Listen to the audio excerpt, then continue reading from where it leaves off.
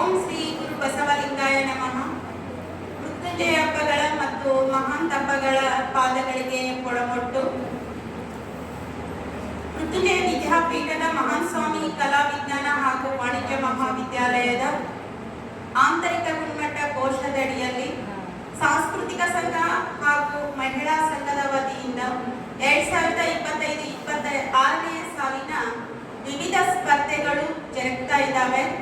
ಇವತ್ತು ಒಟ್ಟು 4 ಸ್ಪರ್ಧೆಗಳು ಜರುಗ್ತಾ ಇದ್ದಾವೆ. ಒಂದು ರಂಗೋಲಿ, ಪ್ರಬಂಧ, ಚರ್ಚಾ ಸ್ಪರ್ಧೆ, ಆಮೇಲೆ ಪೋಸ್ಟರ್ ಮೇಕಿಂಗ್. ಈ 4 ಸ್ಪರ್ಧೆಗಳು ಇವತ್ತು ನಡೀತಾ ಇದ್ದಾವೆ. ಈ 4 ಸ್ಪರ್ಧೆಯ ತೀರ್ಪುಗಾರರು ವೇದಿಕೆಯ ಮೇಲಿದ್ದಾರೆ. ಈ ಸ್ಪರ್ಧೆಗಳನ್ನು ನಡೆಸ್ತಾ ಇರುವಂತಹ ಸಂಚಾಲಕರು ಇದ್ದಾರೆ.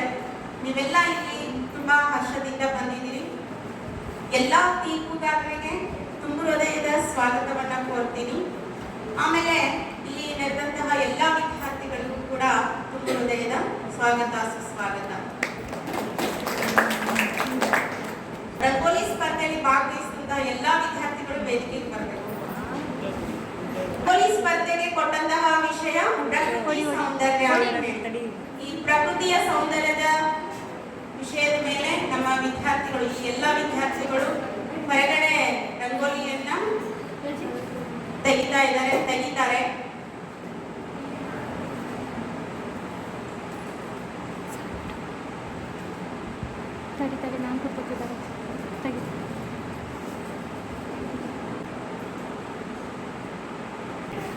ಚರ್ಚಾ ಸ್ಪರ್ಧೆಯಲ್ಲಿ ಭಾಗವಹಿಸಿದಂತಹ ವಿದ್ಯಾರ್ಥಿಗಳು ವೇದಿಕೆಗೆ ಬರಬೇಕು. ಚರ್ಚಾ ಸ್ಪರ್ಧೆಗೆ ಕೊಟ್ಟಂತಹ ವಿಷಯ ಸಾಮಾಜಿಕ ಮಾಧ್ಯಮಗಳು ಯುವಕರಿಗೆ ಪೂರಕವೇ ಅಲ್ಲವೇ? ಪರ ಅಥವಾ ವಿರೋಧ ಮಾತನಾಡಿ.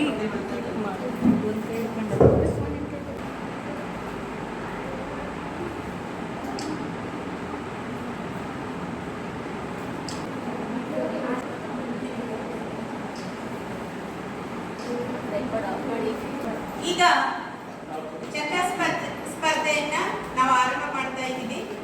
ಈ ಚರ್ಚಾ ಸ್ಪರ್ಧೆಗೆ ತೀರ್ಪುಗಾರರಾಗಿ ಆಗಮಿಸಿದಂತಹ ನಮ್ಮ ಮಹಾವಿದ್ಯಾಲಯದ ರಾಜ್ಯಶಾಸ್ತ್ರದ ವಿಭಾಗದ ಮುಖ್ಯಸ್ಥರಾದಂತಹ ಡಾಕ್ಟರ್ YK ವಿರೂಪಾಕ್ಷಪ್ಪ ಸರ್ಗೆ ಸ್ವಾಗತ, ಸುಸ್ವಾಗತ.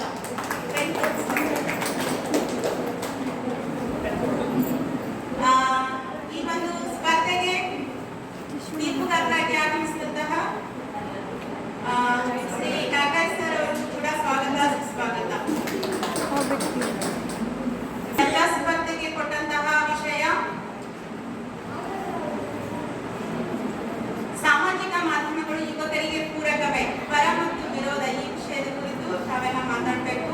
ಇದರದ ಎಲ್ಲಾ ನಿಯಮಗಳನ್ನ ಮತ್ತೆ ಅವರು ಅಂಕಗಳನ್ನ ಯಾವ ರೀತಿ ಹಂಚಿಕೆ ಮಾಡ್ಕೊಂಡಿದ್ದಾರೆ, ಏನ್ ಮಾಡುವಂತದ್ದನ್ನೆಲ್ಲ ಇದ್ರ ಬಗ್ಗೆ ಸಂಪೂರ್ಣವಾದಂತಹ ಮಾಹಿತಿಯನ್ನ ತೀರ್ಪುಗಾರರಾಗಿ ಆಗಮಿಸಿದಂತಹ ಡಾಕ್ಟರ್ YK ವಿರೂಪಾಕ್ಷಪ್ಪ ಸರ್ ನಿಮಗೆ ತಿಳಿಸಿಕೊಡ್ತಾರೆ.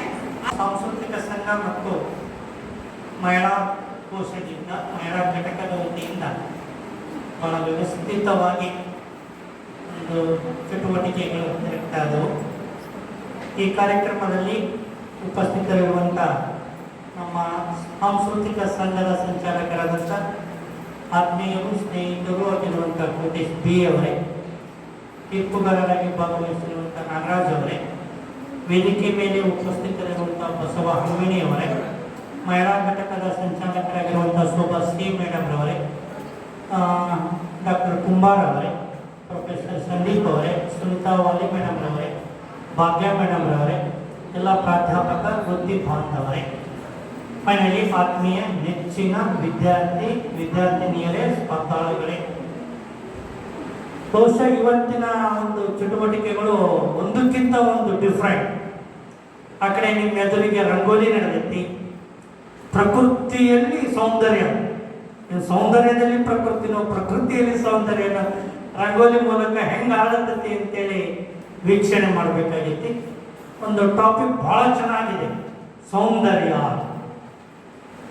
ಸೌಂದರ್ಯ ಅಂತಂದ್ರೆ ಬಹಳ ಒಂದು ಎಕ್ಸ್ಪ್ಲನೇಷನ್ ಇದೆ. ಅದು 1-2 ಶಬ್ದದಲ್ಲಿ ನಾನು ಯಾಕೆ ರಂಗೋಲಿ ಇವರಿಗೆ ಹೇಳ್ತಾ ಇದ್ದೀನಿ ಅಂತ ಅಂದ್ರೆ, ಬಹುಶಃ ಎಲ್ಲ ಸಂದರ್ಭದಲ್ಲಿ ಸೌಂದರ್ಯ ಅಂತ ಪದ ಬಳಕೆ ಮಾಡಲ್ಲ. ಪ್ರಕೃತಿ ಸೌಂದರ್ಯವಾಗಿದೆ, ಜೋಗ ಜಲಪಾತ ಸೌಂದರ್ಯವಾಗಿದೆ, ಉಳಿದೋಕ್ಕೆಲ್ಲ ಸೌಂದರ್ಯ ಅಂತ ಬಳಸಲ್ಲ ನಾವು. ಅಂದರೆ ಆ ಒಂದು ಸಂದರ್ಭದಲ್ಲಿ ಅದು ವಿಜೃಂಭಣೆಯಿಂದ ಕಾಣಲಿಕ್ಕೆ ನೆರವಾದಂಥ ಎಲ್ಲ ಫ್ಯಾಕ್ಟರ್ಸ್ಗಳು ಅದರಲ್ಲಿ ಇನ್ವಾಲ್ವ್ ಆಗಿದ್ದಕ್ಕೆ ಅದು ಸೌಂದರ್ಯಯುತವಾಗಿತ್ತು. ಸೊ ಈ ಎಚ್ಚರಿಕೆಯನ್ನು ವಹಿಸಿ ನಮ್ಮ ರಂಗೋಲಿ ಬಿಡಿಸುವಂಥ ಸ್ಪರ್ಧಾಳುಗಳು ಅಲ್ಲಿ ಸೌಂದರ್ಯವನ್ನು ಚಿತ್ತರಿಸಬೇಕು. ಇನ್ನು ವಿಶೇಷವಾಗಿ ಡಿಬೇಟ್ನಲ್ಲಿ ಪಾಲ್ಗೊಂಡಿರುವಂಥ ವಿದ್ಯಾರ್ಥಿಗಳು ಬಹಳ ಎಚ್ಚರಿಕೆಯನ್ನು ವಹಿಸಬೇಕು. ಟಾಪಿಕ್ ಆಗೈತಿ ಸಾಮಾಜಿಕ ಮಾಧ್ಯಮಗಳು ಪ್ರಗತಿಗೆ ಪೂರಕವೇ.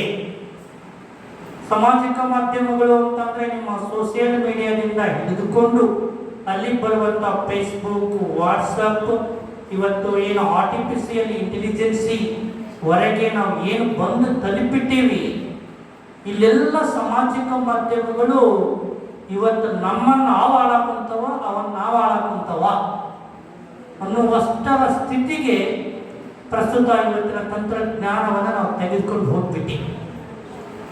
ಇಂಥ ಸಂದರ್ಭದೊಳಗಡೆ ಪ್ರಗತಿಗೂ ಸಾಕಷ್ಟು ಅಂಶಗಳದವು, ಅವು ಮಾರಕವಾಗಿದ್ದವು ಅಂತ ಹೇಳಲಿಕ್ಕೂ ಕೂಡ ಸಾಕಷ್ಟು ಕಾರಣಗಳು. ಇವತ್ತು ನಾವೆಲ್ಲರೂ ಒಂದು ರೀತಿಯಲ್ಲಿ ಆಯಾಸದಿಂದ ಬಳಸ್ತಾ ಇದ್ದೇವೆ. ಯಾಕಂತಂದ್ರೆ ಸ್ಮಾರ್ಟ್ ಫೋನ್ಗಳು ನಮ್ಮ ಪಾಕೆಟ್ನಾಗ ಅದಾವೆ, ನಮ್ಮ ಬಳಿನೇ ಅದಾವೆ, ನಮ್ಮ ಬ್ಯಾಗ್ಗಳೆಲ್ಲ ಅದಾವೆ. ಆಗಾಗ ಕ್ಲಾಸ್ ನಡೀತಾ ಅಂದ್ರೆ 1 ನಿಮಿಷ ನೋಡ್ಬೇಕು ಅನಿಸ್ತದೆ. ನಮ್ಮ ವಿದ್ಯಾರ್ಥಿಗಳು ಅಲ್ಲಿ ಯಾರು ಸಂದೇಶ ಕಳಿಸಿದ್ರು, ಫೇಸ್ಬುಕ್ನಾಗ ಏನು ಹಾವಳಿ ಬಂತು ನೀವು ನೋಡ್ಬೇಡ ಅಂದ್ರೆ ಸಾಮಾಜಿಕ ಮಾಧ್ಯಮಗಳು ಎಷ್ಟರ ಮಟ್ಟಿಗೆ ಪರಿಣಾಮ ಬೀರಿವು, ಅದರಿಂದ ನಾವು ಏನು ಕಲಿತ್ಕೊಂಡಿದ್ದೀವಿ. ಇವತ್ತು ಆರ್ಟಿಫಿಷಿಯಲ್ ಇಂಟೆಲಿಜೆನ್ಸಿ, ಕೃತಕ ಬುದ್ಧಿಮತ್ತೆ ಯುಗದಲ್ಲಿ ಏನೆಲ್ಲ ವಿಷಯಗಳನ್ನು ಕೇಳಿ ತಿಳಿದುಕೊಳ್ಳಿಕ್ಕೆ ಸಾಧ್ಯತೆ ಇದೆ. ಈ ಎಲ್ಲ ಆಯಾಮಗಳನ್ನು ಇಟ್ಕೊಂಡು ಇವತ್ತಿನ ಡಿಬೇಟ್ ಸಾಗಲಿ ಅಂತೇಳಿ ಹಾರೈಸಿ, ಈ ಡಿಬೇಟ್ನಲ್ಲಿ ಭಾಗವಹಿಸಿರುವಂಥ ವಿದ್ಯಾರ್ಥಿಗಳು ಕೆಲವು ನಿಯಮಗಳನ್ನು ಪಾಲನೆ ಮಾಡಬೇಕಾಗ್ತೈತಿ. ಒಂದು ವಿಷಯದ ಸಂಗ್ರಹ, ನಿಮಗೆ ಕೊಟ್ಟಿರ್ತಕ್ಕಂಥ ವಿಷಯ ಎಷ್ಟರ ಮಟ್ಟಿಗೆ ಸಂಗ್ರಹ ಮಾಡಿರಿ, ಅದನ್ನು ಹೇಗೆ ಎಕ್ಸ್ಪ್ರೆಷನ್ ಮಾಡಿರಿ ಅನ್ನೋದು, ಜೊತೆಗೆ ಟೈಮ್ ಲಿಮಿಟ್, ಈ 3 ಆಯಾಮಗಳನ್ನು ಇಟ್ಕೊಂಡು ಮಾರ್ಕ್ಸ್ ಅಲರ್ಟ್ ಆಗ್ತೈತಿ. ಹಾಗಾಗಿ ಪ್ರತಿಯೊಂದು ಇದಕ್ಕೆ 5 ನಿಮಿಷ ಇರ್ತದೆ. ಟೈಮ್ ಲಿಮಿಟ್ ಅಂತ ಅಂದ್ರೆ ಆ 5 ನಿಮಿಷಗಳ ಅವಧಿಯಲ್ಲಿ ಎಷ್ಟು ಕರಾರುವಕ್ಕಾಗಿ ಮಾತಾಡಿದ್ರಿ ಅಂತ. ಸ್ಪೀಚ್ ಮಾಡುವಂಥ ಸಂದರ್ಭದಲ್ಲಿ ಅವುಗಳನ್ನು ಎಷ್ಟರ ಮಟ್ಟಿಗೆ ವಾದಿಸಿದ್ರಿ, ಅದು ಪೂರಕ ಅಥವಾ ಮಾರಕ ಅಂತ ಹೇಳಿ, ಆ ವಾದಕ್ಕೆ ಪೂರಕವಾಗಿ ಎಷ್ಟು ನಿಖರ ಅಂಶಗಳದು ಅನ್ನೋದು.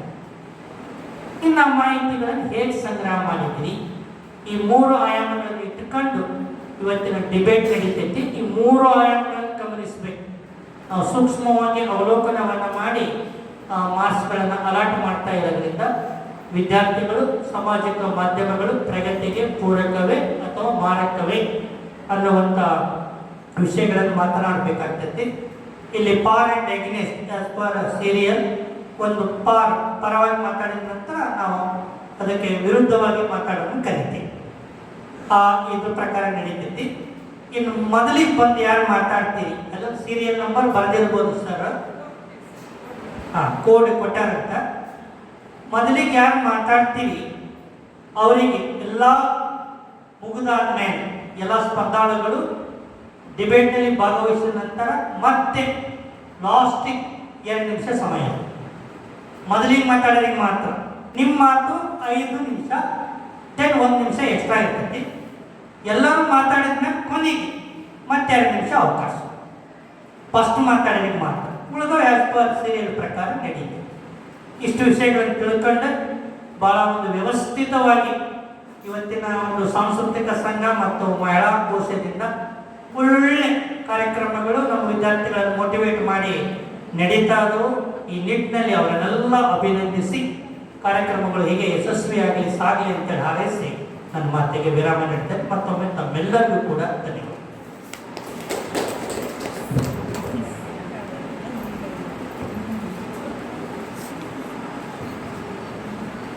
ಚರ್ಚಾ ಸ್ಪರ್ಧೆಯಲ್ಲಿ ಬೇಕಾದಂಥ ಎಲ್ಲ ನಿಯಮಾವಳಿಗಳನ್ನು ಬಹಳ ಚೆನ್ನಾಗಿ ಸರ್ ಹೇಳಿದ್ದಾರೆ.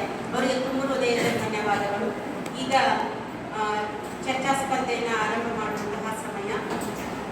ನಿಮಗೆ ಕೋಡ್ ನಂಬರ್ ಕೊಟ್ಟಿದ್ದೀನಿ. ನೀವು ಏನು ಹೆಸರು ಬರಲಿ 6 ನಿಮಿಷ, ನಿಮಗೆ 5 ನಿಮಿಷ ನೀವು ವಿಷಯ ಮಂಡನೆ ಮಾಡ್ತಾ ಇರಿ. ನಿಮಗೆ ಟೈಮ್ ಹೋಗಿದ್ದು ಗೊತ್ತಾಗಬೇಕು ಅನ್ನೋ ಸಲುವಾಗಿ ನಾವು 5 ನಿಮಿಷಕ್ಕೆ ಒಂದು ವಾರ್ನಿಂಗ್ ಬೆಲ್ ಮಾಡ್ತೀವಿ.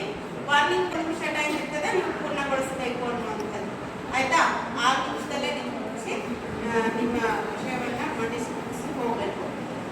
ಈಗ ಚರ್ಚಾ ಸ್ಪರ್ಧೆ ಆರಂಭ. ವಿಷಯ ತಮ್ಮೆಲ್ಲರಿಗೂ ಗೊತ್ತಿರುವಂತೆ ಸಾಮಾಜಿಕ ಮಾಧ್ಯಮಗಳು ಯುವಕರಿಗೆ ಪೂರಕವೇ ಅಲ್ಲವೇ ಅನ್ನುವಂತಹ ವಿಷಯದ ಕುರಿತು ಮಾತನಾಡುವಂಥದ್ದು. ಈಗ ಪರ ಸಾಮಾಜಿಕ ಮಾಧ್ಯಮಗಳು ಯುವಕರಿಗೆ ಪೂರಕವೇ ಅನ್ನುವಂತಹ ವಿಷಯದ ಮೇಲೆ ಕೋಡ್ ನಂಬರ್ 1 ಇವರು ತಮ್ಮ ವಿಷಯವನ್ನ ಮಂಡಿಸಿದರು. ನನ್ನ ಕೋಡ್ ನಂಬರ್ ಬಂದ್ಬಿಟ್ಟು 1. ನಾನು ಸಾಮಾಜಿಕ ಮಾಧ್ಯಮಗಳು ಪೂರಕ ಅಂತ ಹೇಳಿರ್ತೀನಿ. ಯಾಕಂದ್ರೆ ಸಾಮಾಜಿಕ ಮಾಧ್ಯಮಗಳು ಕೂಡ ಅಂತ ಹೇಳ್ತೇನೆ. 1990 ಮತ್ತೆ ಸಾಮಾಜಿಕ ಜಾಲತಾಣ ಅನ್ನೋದು ಜಾರಿಗೆ ಬಂತು. ಈ ಯಾಕಪ್ಪ ನಮಗೆ ಸಾಮಾಜಿಕ ಮಾಧ್ಯಮಗಳು ಪೂರಕ ಅಂತಂದ್ರೆ, ಈಗ ನಾವು ಶಿಕ್ಷಣದ ಬಗ್ಗೆ ಹೇಳ್ಬೇಕಾದ್ರೆ ನಾವು ಫಸ್ಟ್ ಶಿಕ್ಷಣವನ್ನ ಈಗ ಏನೋ ಸರ್ ಒಂದು ಟಾಪಿಕ್ ಮಾಡಿರ್ತಾರ, ನಮಗೆ ಅದು ಅರ್ಥ ಆಗಿರಲ್ಲ. ಮತ್ತು ಸರ್ ಕೇಳ್ಬೇಕು ಅಂತಂದ್ರೆ ನಾವು ನೆಕ್ಸ್ಟ್ ಡೇ ಕಾಲೇಜಿಗೆ ಬರ್ಬೇಕು. ಅದು ಇಂಪಾರ್ಟೆಂಟ್ ಆಗಿತ್ತು ಅಂದ್ರೆ ನಾವು ಅವಾಗ ಮನೆಯಲ್ಲೇ ಕುತ್ಕೊಂಡು ಯೂಟ್ಯೂಬ್ ಕ್ಲಾಸನ್ನ ಕೇಳ್ಬೋದು. ಯೂಟ್ಯೂಬ್ ಕ್ಲಾಸ್ ಕೇಳೋದ್ರ ಮೂಲಕ ನಾವು ಅದನ್ನ ಅರ್ಥ ಮಾಡ್ಕೋಬೋದು. ಅಷ್ಟಮೇಲೆ UPSC ಎಕ್ಸಾಮ್, IAS, KS ಈಗೆಲ್ಲ ಎಕ್ಸಾಮ್ಗಳು ಸರ್ ಪಾಯಿಂಟ್ಸ್ ಹೇಳಿರ್ತಾರೆ. ಅದು ನಮಗೆ ಈಗ ಜಾಸ್ತಿ ಫೋನ್ ಒಳಗೆ ಗೂಗಲ್ ಮೂಲಕ ಆಗಿರ್ಬೋದು, ಅವನ್ನ ಪಾಯಿಂಟ್ ಯಾವ ಥರ ಕ್ವಶನ್ಸ್ ಇರ್ತಾವ ಅನ್ನೋದನ್ನು ನಾವು ತಿಳ್ಕೊಬೋದು. ಅಷ್ಟಮೇಲೆ ಈಗ ಸಂಪರ್ಕ ಈಗ ವಿರೋಧವಾಗಿ ಮಾತನಾಡೋರು ಕೋಡ್ ನಂಬರ್ 2. ನನ್ನ ಕೋಡ್ ಬಂದ್ಬಿಟ್ಟು 2. ಅವ್ರು ಹೇಳಿದ ವಿರೋಧವಾದಗಳನ್ನ ಒಪ್ಕೋಬಹುದು. ಆದ್ರೆ ಜಗತ್ತಿನಾದ್ಯಂತ ಜನರ ಮಾಹಿತಿಯನ್ನು ಸಂಗ್ರಹಿಸಬೇಕು ಅಂದ್ರೆ ಕೇವಲ ಸಮೂಹ ಮಾಧ್ಯಮಗಳು, ಸಾಮಾಜಿಕ ಮಾಧ್ಯಮಗಳಿಂದ ಮಾತ್ರ ಮಾಹಿತಿಯನ್ನು ಸಂಗ್ರಹಿಸಲು ಸಾಧ್ಯವಿಲ್ಲ ಅಂತ ನಾವು ವಾದಿಸ್ತೀನಿ. ಯಾಕಂದ್ರೆ ಹಿಂದಿನ ಕಾಲದಾಗೆಲ್ಲ ಮೊಬೈಲ್ ಇರುವುದಿಲ್ಲ, ದಿನಪತ್ರಿಕೆಗಳಿದ್ವು, ರೇಡಿಯೋ ಇದ್ವು, ದೂರದರ್ಶನ ಇದ್ವು. ಇವುಗಳಿಂದ ಮೂಲಕನೂ ಜನರು ಅವಾಗೂ ಮಾಹಿತಿಯನ್ನು ಸಂಗ್ರಹಣೆಯನ್ನ ಮಾಡ್ತಿದ್ರು. ಬರೀ ಈ ಮೊಬೈಲ್ ಇಂದ ಅಂದ್ರೆ ಅನೇಕ ದುಂದು ವೆಚ್ಚ, ಹಣದ ದುಂದು ವೆಚ್ಚ ಆಗಾಕತ್ತೈತಿ. ಯಾಕಂದ್ರೆ ನಾವು ತಿಂಗಳ ರಿಚಾರ್ಜ್ ಮಾಡ್ಸೋದ್ರಿಂದ ನಮ್ಮಿಂದನೂ ಹಣ ವೆಚ್ಚ ಆಗತೈತಿ. ಆಮೇಲೆ ಬೇರೆ ಅವರು ಪ್ರದರ್ಶನ ಮಾಡಿರೋ ಪ್ರತಿಭೆಗಳನ್ನ ಅವರು ವಿವಿಧ ವೆಬ್ಸೈಟ್ಗಳ ಮೂಲಕ ಅಪ್ಲೋಡ್ ಮಾಡೋದ್ರಿಂದ ಅವರು ಪ್ರತಿಭೆಗಳನ್ನ ನಾವು ನೋಡಿದ್ರೆ ನಮ್ಮಂತವ್ರು ನೋಡೋದ್ರಿಂದ ಅವ್ರಿಗೆ ಹಣ ನಾವು ಹೆಚ್ಚಿಗೆ ಮಾಡ್ಕೊಟ್ಟಾಗತೈತಿ. ಇದರಿಂದ ನಮ್ಮ ಹತ್ರ ಇರೋ ಹಣವನ್ನ ನಾವ ದುಡ್ಡು ವೆಚ್ಚ ಮಾಡಾಕ್ತೇವಿ. ಆಮೇಲೆ ಈಗ ಇದರಿಂದ ಆರೋಗ್ಯದ ಮೇಲೂ ಕೂಡ ಪರಿಣಾಮ ಬೀಳಾಗುತ್ತೆ. ಹೆಚ್ಚಿನ ಪ್ರಮಾಣದಲ್ಲಿ ಮೊಬೈಲ್ ಅನ್ನು ಯೂಸ್ ಮಾಡೋದ್ರಿಂದ ಕಣ್ಣಿಗೆ ಹಾನಿ ಆಗುತ್ತೆ. ಆಮೇಲೆ ಸಣ್ಣ ಮಕ್ಕಳು ಕೈಯಲ್ಲಿ ಸಿಟ್ಟಿಗೆ ಇವಾಗಿನ ಕಾಲದಾಗ ಮೊಬೈಲ್ ಇರ್ತಾವೆ. ಆ ಮೊಬೈಲ್ಗಳ ಸಣ್ಣ ಮಕ್ಕಳು ನೋಡೋದ್ರಿಂದ ಅವ್ರಿಗೆ ದುಷ್ಪರಿಣಾಮ ಬರ್ತದೆ. ಆಮೇಲೆ ಕಣ್ಣಿಗೆ ಎಫೆಕ್ಟ್ ಆಗತ್ತೆ. ಅವರು ಚಿಕ್ಕ ವಯಸ್ಸಿಂದಲೇ ಆ ಮೊಬೈಲ್ನಲ್ಲಿರುವ ವಿಷಯಗಳನ್ನ ನೋಡ್ಕೊಂತ ಅವರು ಮುಂದೆ ಇದಕ್ಕಿಂತ ಹೆಚ್ಚಿಗೆ ದುಶ್ಚಟಗಳಿಗೆ ಬೀಳಬಹುದು. ನೆಕ್ಸ್ಟ್ ಇದರಿಂದ ಸಂಬಂಧಗಳ ನಿರಾಕರಣೆ ಉಂಟಾಗಬಹುದು. ಯಾಕಂದ್ರೆ ಈ ಮೊಬೈಲ್ ಇತ್ತು ಅಂದ್ರೆ ಬರೀ ಮೊಬೈಲ್ ಜಗತ್ತಾಗಿರ್ತದೆ. ಬರೀ ಆ ಮೊಬೈಲ್ ವಿಷಯಗಳು ಮಾತ್ರ ನಾವು ನೋಡ್ತೇವೆ. ಹೊರಗಿನ ಜಗತ್ತು ಏನೋ ನಮಗೆ ಗೊತ್ತಿರಂಗಿಲ್ಲ. ಅದ ಈಗ ಒಬ್ರ ಜೊತೆ ಕುತ್ಕೊಂಡು ಮಾತಾಡಕತ್ವಿ ಅಂದ್ರ ಅವ್ರ ಜೊತೆಗೆ ಸಮಯ ಸ್ಪೆಂಡ್ ಮಾಡ್ಬೋದು. ನಾವು ಹೆಂಗಂದ್ರ ಅವ್ರಿಗೆ ಗೊತ್ತಿರೋ ವಿಷಯ ನಾವು ಶೇರ್ ಮಾಡ್ಕೋಬಹುದು, ನಮಗೆ ಗೊತ್ತಿರೋ ವಿಷಯಗಳನ್ನ ನಾವು ಅವ್ರ ಹತ್ರ ಹಂಚ್ಕೋಬಹುದು. ಒಬ್ಬರಿಂದ ಒಬ್ಬರಿಗೆ ಮುಖಾಂತರ ಈ ಸಂಬಂಧಗಳನ್ನ ಬೆಳೆಸ್ಕೊಳ್ಳೋದ್ರಿಂದ ಈ ಸಂಬಂಧಗಳು ಕೂಡ ಗಟ್ಟಿ ಆಗ್ತವೆ. ಆಮೇಲೆ ಇಬ್ಬರು ನಡುವೆ ಪರಸ್ಪರ ಮಾತುಕತೆ ಉಂಟಾಗುತ್ತದೆ. ಇದರಿಂದ ಹೆಚ್ಚಿನ ಸಂಬಂಧಗಳ ನಿರಾಕರಣೆಯನ್ನು ದೂರ ಮಾಡಿ ನಾವು ಹೆಚ್ಚಿಗೆ ಸಂಬಂಧಗಳನ್ನ ಉಂಟು ಮಾಡ್ಕೋಬಹುದು. ನೆಕ್ಸ್ಟ್ ಅನೇಕ ಫೇಸ್ಬುಕ್, ಟ್ವಿಟರ್, ವಾಟ್ಸಪ್ ಈ ಮೂಲಕಗಳಿಂದ ಅನೇಕ ಜನರಿಗೆ ತೊಂದರೆ ಆಗತ್ತವು. ಹೇಗಂದ್ರೆ ಈಗ ಅವರು ಬರೀ ಸಕಾರಾತ್ಮಕ ವಿಷಯಗಳನ್ನು ಹಂಚಿಕೊಂಡ್ರೆ ಅದರಲ್ಲಿರೋ ಕಮೆಂಟ್ಗಳ ಮೂಲಕ ಜನರು ಹಾನಿಗೊಳಗಾಗತ್ತಾರೆ. ಅದರಲ್ಲಿ ವಿಷಯದ ವಿರೋಧವಾಗಿ ಮಾತನಾಡಿದ್ರು ಕೋಡ್ ನಂಬರ್ 2. ಈಗ ಪರವಾಗಿ ಮಾತನಾಡೋರು ಕೋಡ್ ನಂಬರ್ 3. ಕೋಡ್ ನಂಬರ್ 3 ವೇದಿಕೆ ಮೇಲೆ ಆಸೀನರಾಗಿರುವ ಎಲ್ಲ ನನ್ನ ಗುರುವೃಂದಗಳಿಗೂ ನಮಸ್ಕರಿಸುತ್ತಾ, ನಾನು ಸಾಮಾಜಿಕ ಮಾಧ್ಯಮಗಳು ಯುವಕರಿಗೆ ಪೂರಕವಾಗಿವೆ ಎಂದು ಮಾತನಾಡಲು ಬಯಸುತ್ತೇನೆ. ಇಂದಿನ ಯುಗವನ್ನು ನಾವು ಡಿಜಿಟಲ್ ಯುಗ ಎಂದು ಕರೆಯಬಹುದು. ಏಕೆಂದರೆ ಸಾಮಾಜಿಕ ಮಾಧ್ಯಮಗಳು ಯುವಕರಿಗೆ ಸಾಕಷ್ಟು ಅಭಿವೃದ್ಧಿಗಳನ್ನು ಮಾಡಲು ಸಹಕಾರಿಯಾಗಿದೆ. ಫಸ್ಟ್ ಆಫ್ ಆಲ್ ಹೇಗೆ ಪರವಾಗಿದೆ ಅಂತಂದ್ರೆ ಶಿಕ್ಷಣ ಕ್ಷೇತ್ರದಲ್ಲಾಗಿರಬಹುದು, ಮಾಹಿತಿ ಮತ್ತು ಜ್ಞಾನ ವೃತ್ತಿಯಾಗಿರಬಹುದು, ಪ್ರತಿಭೆ ಪ್ರದರ್ಶನ ಅಂತ ಆಗ್ಬೋದು, ಉದ್ಯೋಗ ಮತ್ತು ಉದ್ಯಮಗಳಲ್ಲಿ ಉತ್ತಮ ಅವಕಾಶ ಅಂತ ಆಗ್ಬೋದು, ಮತ್ತು ಸಂಪರ್ಕ ಮತ್ತು ಸಂವಹನಗಳು ಅಂತ ಹೇಳ್ಬೋದು.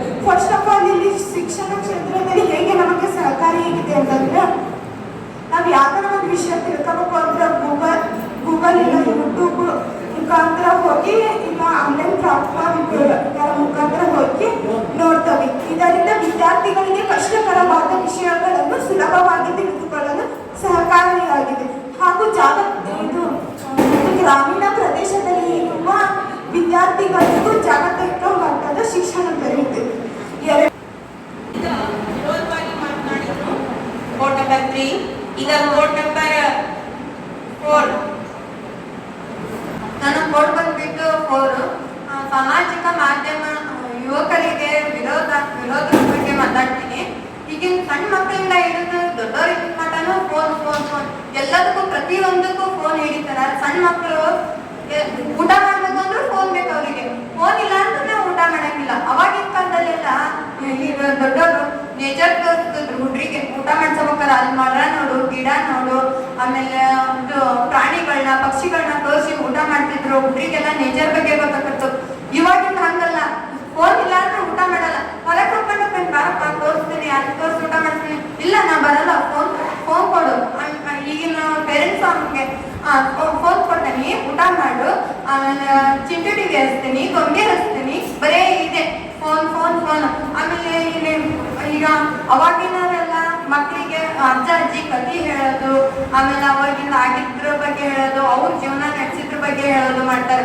ಈಗಿನ ಅಜ್ಜ ಅಜ್ಜಿ ಬಾರಪ್ಪ ನಾನು ಕಥೆ ಹೇಳ್ತೀನಿ, ನಮ್ಮ ಜೀವನ ಹೆಂಗಿತ್ತು ಅದ್ ಹೇಳ್ತೀನಿ ಅಂದ್ರೆ ಇಲ್ಲ ತಡಿ ಸ್ವಲ್ಪ ಫೋನ್ ನೋಡ್ಬೇಕು, ನಾನು ಅದೇ ತಡಿ ಸ್ವಲ್ಪ ಫೋನ್ ನೋಡ್ಬೇಕು, ಅಜ್ಜಿ ತಡಿ ಸ್ವಲ್ಪ ಫೋನ್ ನೋಡ್ಬೇಕು, ನನ್ನ ಸೋಷಿಯಲ್ ಮೀಡಿಯಾ ನೋಡ್ಬೇಕು, ಹಿಂಗೆ ಬರೇ.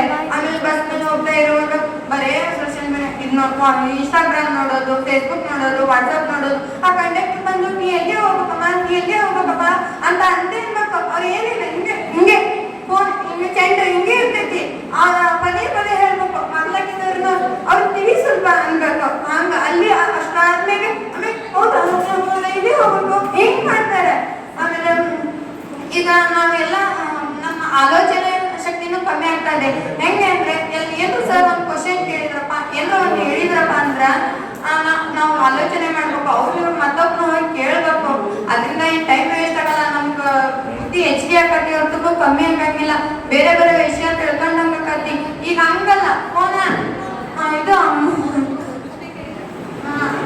ಬರೀ ಪ್ರಶ್ನೆ ಕೇಳಿದ್ರೆ ತಡಿ ಸರ್ ಸ್ವಲ್ಪ ಫೋನ್ ನೋಡ್ತೀನಿ, ಫೋನ್ ನೋಡಿ ಹೇಳ್ತೀನಿ, ಬರೀ ಇದೆ ಫೋನ್ ನೋಡ್ತೀನಿ, ಫೋನ್ ನೋಡಿ ಹೇಳ್ತೀನಿ. ಅಲ್ಲಿ ಕೇಳಬೇಕು, ಆಲೋಚನೆ ಶಕ್ತಿ ಹೆಚ್ಚಿಗೆ ಮಾಡ್ಕೋಬೇಕು, ನನ್ನ ಬೇರೆ ಕಡೆ ಹೋಗ್ಬೇಕು, ತಿಳ್ಕೋಬೇಕು ಅನ್ನೋದಿಲ್ಲ. ಆಮೇಲೆ ಕೋಡ್ ನಂಬರ್ 4 ವಿರೋಧವಾಗಿ ಮಾತನಾಡಿದ್ರು. ಈಗ ಪರವಾಗಿ ಕೋಡ್ ನಂಬರ್ 5. ಪರವಾಗಿ ಮಾತನಾಡೋದು, ವಿಷಯದ ಪರವಾಗಿ. ಮಧ್ಯಾಹ್ನದ ಶುಭೋದಯಗಳು. ವೇದಿಕೆ ಮೇಲೆ ಆಸೀನರಾದ ಎಲ್ಲ ಶಿಕ್ಷಕ ಶಿಕ್ಷಕಿಯರಿಗೂ ಹಾಗೂ ನನ್ನ ಮುಂದೆ ಕೂತಿರುವ ಎಲ್ಲ ವಿದ್ಯಾರ್ಥಿಗಳಿಗೂ ಮಧ್ಯಾಹ್ನದ ಶುಭೋದಯಗಳು. ಈಗ ನಾನು ಸಾಮಾಜಿಕ ಮಾಧ್ಯಮಗಳು ಯುವಕರಿಗೆ ಪೂರಕವೇ. ಅದು ಪೂರಕ ಏಕೆಂದರೆ ಸಾಮಾಜಿಕ ಕಾರಣಗಳಿಂದ. ಅಂದರೆ ಈಗ ಒಂದು ವ್ಯಕ್ತಿ ತೀರಿಕೊಂಡಿದ್ದಾರೆ ಅಂದರೆ ಅವರು ಸತ್ತಿದ್ದಾರೆ ಎಂದು ಬೇರೆಯವರ ಅವರ ಸಂಬಂಧಿಕರಿಗೆ ಹೇಳಲು ಹೋದರೆ ಎಷ್ಟು ದಿನ ಬೇಕು? ಅದು ಅವರ ಮಣ್ಣೆಲ್ಲ ಆಗಿದ ಮೇಲೆ ಅವ್ರಿಗೆ ಗೊತ್ತಾಗೋದು ಇವ್ರು ಸತ್ತಿದ್ರು ಅಂತ. ಒಂದು 2-3 ತಿಂಗಳು ಬಿಟ್ಟು ಇವ್ರ ಮನೇಲಿ ಸತ್ತಿದ್ದಿರ್ತಾರೆ ನೋಡು. ಅವಾಗ ಅವ್ರ ಮನೇಲಿ ಯಾರಾದ್ರೂ ವ್ಯಕ್ತಿ ಬೇರೆ ಊರಿಗೆ ಹೋದ್ರೆ ಅವ್ರಿಗೆ ಗೊತ್ತಾಗುತ್ತೆ ಇವ್ರು ಸತ್ತಿದ್ರತ್ತೆ ಪಾಪ. ಅದೇ ಈಗ ಮೊಬೈಲ್ ಇರೋದರಿಂದ 1-2 ನಿಮಿಷ ಫೋನಲ್ಲಿ ಹಚ್ಚಿ ಇಲ್ಲ ಅವ್ರು ಈಗ ತೀರ್ಕೊಂಡಿದ್ದಾರೆ, ಇವತ್ತು ಮಣ್ಣು ಮಾಡ್ತಾರೆ ಬನ್ನಿ ಅಂದರೆ ಅವರ ಆ ಒಂದು ಕಾರ್ಯಕ್ಕೆ ಬರ್ತಾರೆ. ಈಗ ಸಂಬಂಧಗಳು ಮೊಬೈಲಿಂದ ಬಂದಾಗೆವು ಅಂದರೆ ಅದನ್ನ ಫೋನು ಕಿತ್ಕೊಂಡಿದ್ದೆ ಅಂತ. ಅದೇ ಈಗ ಒಂದು ಸಂಬಂಧಿಕರು ಒಂದ್ ಯಾವುದೇ ಮದುವೆ ಆಗಿರ್ಬೋದು, ಬರ್ತ್ಡೇ ಇರ್ಬೋದು, ಒಂದ್ ಯಾವುದೋ ಕಾರ್ಯಕ್ರಮದಲ್ಲಿ ನಮಗೆ ಗೊತ್ತಿರೋಲ್ಲ ಅವ್ರ ಮನೇಲಿ ಬೇರೆ ಕಾರ್ಯಕ್ರಮ ಇದೆ ಅದು. ಅವ್ರು ಬಂದು ಹೇಳೋದರಲ್ಲೇ 2-3 ದಿವಸ ಆಗುತ್ತೆ. ಅದೇ ನಮಗೆ ಮೊಬೈಲ್ ಇದ್ದರೆ ಆಗ ತಕ್ಷಣನೇ ಗೊತ್ತಾಗ್ತೇವೆ. ಅವ್ರು ಕರೆ ಮಾಡಿದಾಗ ಇವ್ರ ಮನೇಲಿ ಫಂಕ್ಷನ್ ಇದೆ ಅಂತ ಇವತ್ತು ಹೋಗ್ಬೇಕು, ಈ ತರ ಗೊತ್ತಾಗುತ್ತೆ. ಇನ್ನೂ ಒಂದು ಕ್ಲಾಸ್ ನಲ್ಲಿ ಯಾವುದೇ ಒಂದು ಪಾಠನೋ ಏನೋ ಒಂದು ಕ್ವಶನ್ ಡೌಟ್ ಇರುತ್ತೆ, ಅದನ್ನ ಮಾರನೇ ದಿವಸ ಶಿಕ್ಷಕರಿಗೆ ಹೋಗಿ ಹೇಳಲು ಆಗಲ್ಲ. ಯಾಕಂದ್ರೆ ಅವ್ರು ಅಬ್ಸೆಂಟ್ ಇದ್ರೂ ಇರ್ಬೋದು, ಇಲ್ಲ ನಾವೇ ಅಬ್ಸೆಂಟ್ ಆಗ್ಬೋದು. ಅದು ನೆಕ್ಸ್ಟ್ ಡೇ ಕೇಳೋಕೆ ನೆನಪಿರಲ್ಲ. ಅದ ಈಗ ಮೊಬೈಲ್ ಇದ್ರೆ ಅವ್ರು ಕೇಳಿರೋ ಡೌಟ್ ಅವ್ರು ಕೇಳಿರೋ ಕ್ವಶನ್ ಅನ್ನ ನಮಗೆ ಡೌಟ್ ಇದ್ರೆ ನಾವು ಮೊಬೈಲ್ ಆಗ ಚೆಕ್ ಮಾಡ್ಕೋಬಹುದು. ಈಗ ಚಿಕ್ಕವರಿಂದ ದೊಡ್ಡವರವರೆಗೂ ಮೊಬೈಲ್ ಯೂಸ್ ರಾಷ್ಟ್ರಪತಿಗಳು ಸಹಿತ ಮೊಬೈಲ್ ಯೂಸ್ ಮಾಡ್ತಾರೆ. ಅದು ಮಾರಕ ಅಂತ ಹೇಗೆ ಹೇಳ್ಬೋದು? ಅವರು ಎಲ್ಲ ಒಂದು ಪದ್ಧತಿಯನ್ನ ಹೊರಗೆ ತರಬೇಕಾದ್ರೆ ಅವ್ರ ಸಿಗ್ನೇಚರ್ ಬೇಕಾಗುತ್ತೆ. ಅಂತವ್ರೆ ಮೊಬೈಲ್ ಯೂಸ್ ಮಾಡ್ತಿದ್ದಾರೆ ಅಂದ್ರೆ ಅದು ಪೂರಕ ಆಗಿರುತ್ತೆ. ಅವ್ರಿಗೆ ಗೊತ್ತಿರಲ್ವಾ ಇದರಿಂದ ನನಗೆ ಮಾರಕ ಆಗಿರ್ತದೆ, ಈ ಮೊಬೈಲ್ ನಾವು ಯೂಸ್ ಮಾಡಬಾರ್ದು ಅಂತ. ಈಗ ಚಿಕ್ಕವರು ಯೂಸ್ ಮಾಡ್ತಾರೆ ಅಂದ್ರೆ ಅವ್ರಿಗೆ ಗೊತ್ತಿರೋದಿಲ್ಲ, ಯಾಕಂದ್ರೆ ಅವ್ರು ಸಣ್ಣವರಾಗಿರ್ತಾರೆ. ಅದೇ ದೊಡ್ಡವರು ಯೂಸ್ ಮಾಡ್ತಾರೆ ಅಂದ್ರೆ ಅದು ಪೂರಕ. ನಮಗೆ ನಮ್ಮ ಒಂದು ಕೆಲಸಕ್ಕೆ ಎಷ್ಟು ಬೇಕೋ ಅಷ್ಟು ಉಪಯೋಗ ಮಾಡ್ಕೊಳ್ಬೇಕು ನಾವು. ಈಗ ಒಂದು ದಿನಪತ್ರಿಕೆ, ಈಗ ಒಬ್ರು ಯಾರು ಹೇಳಿದ್ರು ದಿನಪತ್ರಿಕೆ ಎಲ್ಲರೂ ಓದ್ತಾ ಇದ್ರು ಅವಾಗ. ಈಗ ಮೊಬೈಲ್ ಬಂದಿರ್ತಂದ್ರೆ ಯಾರು ಓದ್ತಾ ಇಲ್ಲ. ಆದ್ರೆ ದಿನಪತ್ರಿಕೆ ದುಡ್ಡಿದ್ದವ್ರು ತಗೊಂತಿದ್ರು, ದುಡ್ಡಿದ್ದವ್ರು ದಿನಪತ್ರಿಕೆ ನೋಡ್ತಿದ್ರ? ಇಲ್ಲ. ಅವರು ಏನ್ ಮಾಡ್ತಿದ್ರು ಅಂದ್ರೆ ದುಡ್ಡು ಅವಾಗ ಇರ್ತಿದ್ದಿಲ್ಲ, ಅವನ್ನೆಲ್ಲ ಕೂಡಿಸ್ಕೊಂಡು ಮೊಬೈಲ್ ತಗೊಂಡು ಅದರ ದಿನಪತ್ರಿಕೆಯನ್ನು ಗೂಗಲ್ನಲ್ಲೋ ಎಲ್ಲರನ್ನೋ ಚೆಕ್ ಮಾಡ್ಕೊಂಡು ಅವತ್ತಿನ ವಿಷಯವನ್ನ ತಿಳ್ಕೊಳ್ತಿದ್ರು. ಅವರು ಹೇಗಾದ್ರೂ ಮಾಡಿ ತಿಳಿದುಕೊಳ್ಳುವವರು ಒಂದು ಮೊಬೈಲ್ ಆಗಿರ್ಲಿ ಎಲ್ಲ ನೆಟ್ವರ್ಕ್ ಇರುತ್ತೆ ಕಂಪ್ಯೂಟರ್, ಅಲ್ಲೋಗಿ ತಿಳ್ಕೊಳ್ತಾರೆ ಏನೇ ಬೇಕಾದ್ರೂ ಅವ್ರಿಗೆ ವಿಷಯ. ಮತ್ತೆ ಈಗ ಒಂದು ವಿಷಯ ಅಥವಾ ನಮಗೆ ಒಂದು ಯಾವುದೋ ಡೌಟ್ಸ್ ಇರುತ್ತೆ. ಈಗ ಮೊಬೈಲ್ ಅಲ್ಲಿ ವಾಟ್ಸಾಪ್ ಇರುತ್ತೆ. ಯಾವುದೇ ಒಂದು ಕ್ಲಾಸ್ ನಲ್ಲಿ ನಡೆದ ಒಂದು ಲ್ಯಾಬ್ ಅಲ್ಲಿ ನಡೆಯುತ್ತೆ, PDF ಅವರು ಮೊಬೈಲ್ ಕಳಿಸ್ತಾರೆ. ಅದೇ ನಾವು ಅದು ಮೊಬೈಲ್ ಇಲ್ಲಂದ್ರೆ ಒಂದ್ 2-3 ದಿವಸ ಬೇಕಾಗುತ್ತೆ. ಅದೊಂದು PDF ಏನೋ ಒಂದು ನೋಟ್ಸ್ ಹೇಳಿದ್ರು ಅವ್ರು ಬರ್ಕೊಳಕ್ಕೆ 2-3 ದಿವಸ ಬೇಕಾಗುತ್ತೆ. ಇನ್ನು ಅವ್ರ ಪಾಠ ಯಾವಾಗ ಮಾಡ್ತಿದ್ರು ಅದನ್ನೇ ಈಗ ಮೊಬೈಲ್ PDF ಕಳಿಸಿದ್ರೆ ಅದನ್ನ ನಾವು ಬರಿತೀವಿ. ವರ್ಕ್ ಮಾಡಿದ್ದಾರೆ ಅಂತ ಗೊತ್ತಾಗುತ್ತೆ, ಅವ್ರು ಅದನ್ನ ಪಾಠವನ್ನು ಮಾಡ್ತಾರೆ ನೆಕ್ಸ್ಟ್ ಡೇ. ಈಗ ಮೊಬೈಲ್ ನಮಗೆ ಒಂದು ಪೂರಕ ಇರುತ್ತೆ, ಅದು ನಮಗೆ ಒಳ್ಳೆ ಕೆಲಸಕ್ಕೆ ಯೂಸ್ ಮಾಡ್ಕೋಬಹುದು. ವಾಟ್ಸಪ್ ಮತ್ತೆ ಅವರಲ್ಲಿ ರೀಲ್ಸ್ ಮಾಡೋರು ಅಂತಾರೆ, ಕಮೆಂಟ್ಸ್ ಅಂತಾರೆ. ಅವ್ರು ಹೇಗ್ ಮಾಡಿರುತ್ತೆ ರೀಲ್ಸ್, ಅವ್ರಿಗೆ ಇಷ್ಟ ಆಗಿರುತ್ತೆ ಅದು ರೀಲ್ಸ್, ಅವ್ರು ಒಳ್ಳೆ ಕಲಿಸ್ತಾರೆ. ಅಂತ ಪ್ರತಿಭೆಗಳು ಮತ್ತೆ ಬರ್ಲಿ ಹೊರಗೆ ಜಗತ್ತಿನಲ್ಲಿ ಗುರ್ತಾಗ್ಲಿ, ಅವರು ನಾವು ಹೀಗೆ ಇದೇವೆ ಅನ್ನೋದು ಬೇರೆಯವ್ರಿಗೂ ಗೊತ್ತಾಗ್ಲಿ ಅಂತ ಮಾಡ್ತಾರೆ. ಅಂತವ್ರನ್ನ ನಾವು ಪ್ರೋತ್ಸಾಹಿಸಿ ಇನ್ನು ಮುಂದೆ ಬರ್ಲಿ ಅನ್ನೋ ಹಾಗೆ ಅವ್ರನ್ನ ಮುಂದೆ ಸಮಾಜಕ್ಕೆ ತೋರಿಸ್ಬೇಕು, ಈ ತರ ಇರ್ತಾರೆ, ಈ ತರ ಮಾಡ್ಬೇಕು ಅಂತ. ಇನ್ನು ಈಗ ಮೊಬೈಲ್ ಅಲ್ಲೇ ಅಂದ್ರೆ ವರ್ಕ್ ಬರುತ್ತೆ. ನಾನು ಒಂದು ವರ್ಕ್ ಮಾಡ್ತಿದ್ದೆ, ಅದು ಕಂಪ್ನಿ ಇತ್ತು. ಆ ಕಂಪ್ನಿಗೆ ಈಗ 1 ಲಕ್ಷ ರೂಪಾಯಿ ಸ್ಯಾಲ್ರಿ. ಆ ತರ ಸ್ಯಾಲ್ರಿ ಈಗ ಮನೆಯಲ್ಲಿ ವಯಸ್ಸಾಗಿರುತ್ತೆ, ಅವರು ಸಹಿತ ಅದನ್ನ ಮಾಡ್ತಾರೆ. ಈಗ ಮದುವೆ ಆದವ್ರನ್ನ ಮನೆ ಬಿಟ್ಟು ಹೊರಗೆ ಕಳ್ಸಲ್ಲ, ಯಾರೋ ಏನೋ ಕಳ್ಸೋರು. ಅಂತವ್ರು ಸಹಿತ ನಾವು ವರ್ಕ್ ಮಾಡ್ಬೇಕು ಅನ್ನೋರು ಸಹಿತ ಅದ್ರಲ್ಲಿ ವರ್ಕ್ ಮಾಡಿದ್ರೆ ಅವ್ರಿಗೆ ದುಡ್ಡು ಕಳಿಸ್ತಾರೆ. ಅವರು ಒಂದು ಸಮಾಜದಲ್ಲಿ ತಮ್ಮ ಸೇವೆಯನ್ನು ಸಲ್ಲಿಸ್ತಾರೆ. ನಾವು ಈಗ ಪರವಾಗಿ ಮಾತನಾಡಿದ್ರು ಕೋಡ್ ನಂಬರ್ 5. ಈಗ ವಿರೋಧವಾಗಿ ಕೋಡ್ ನಂಬರ್ 6.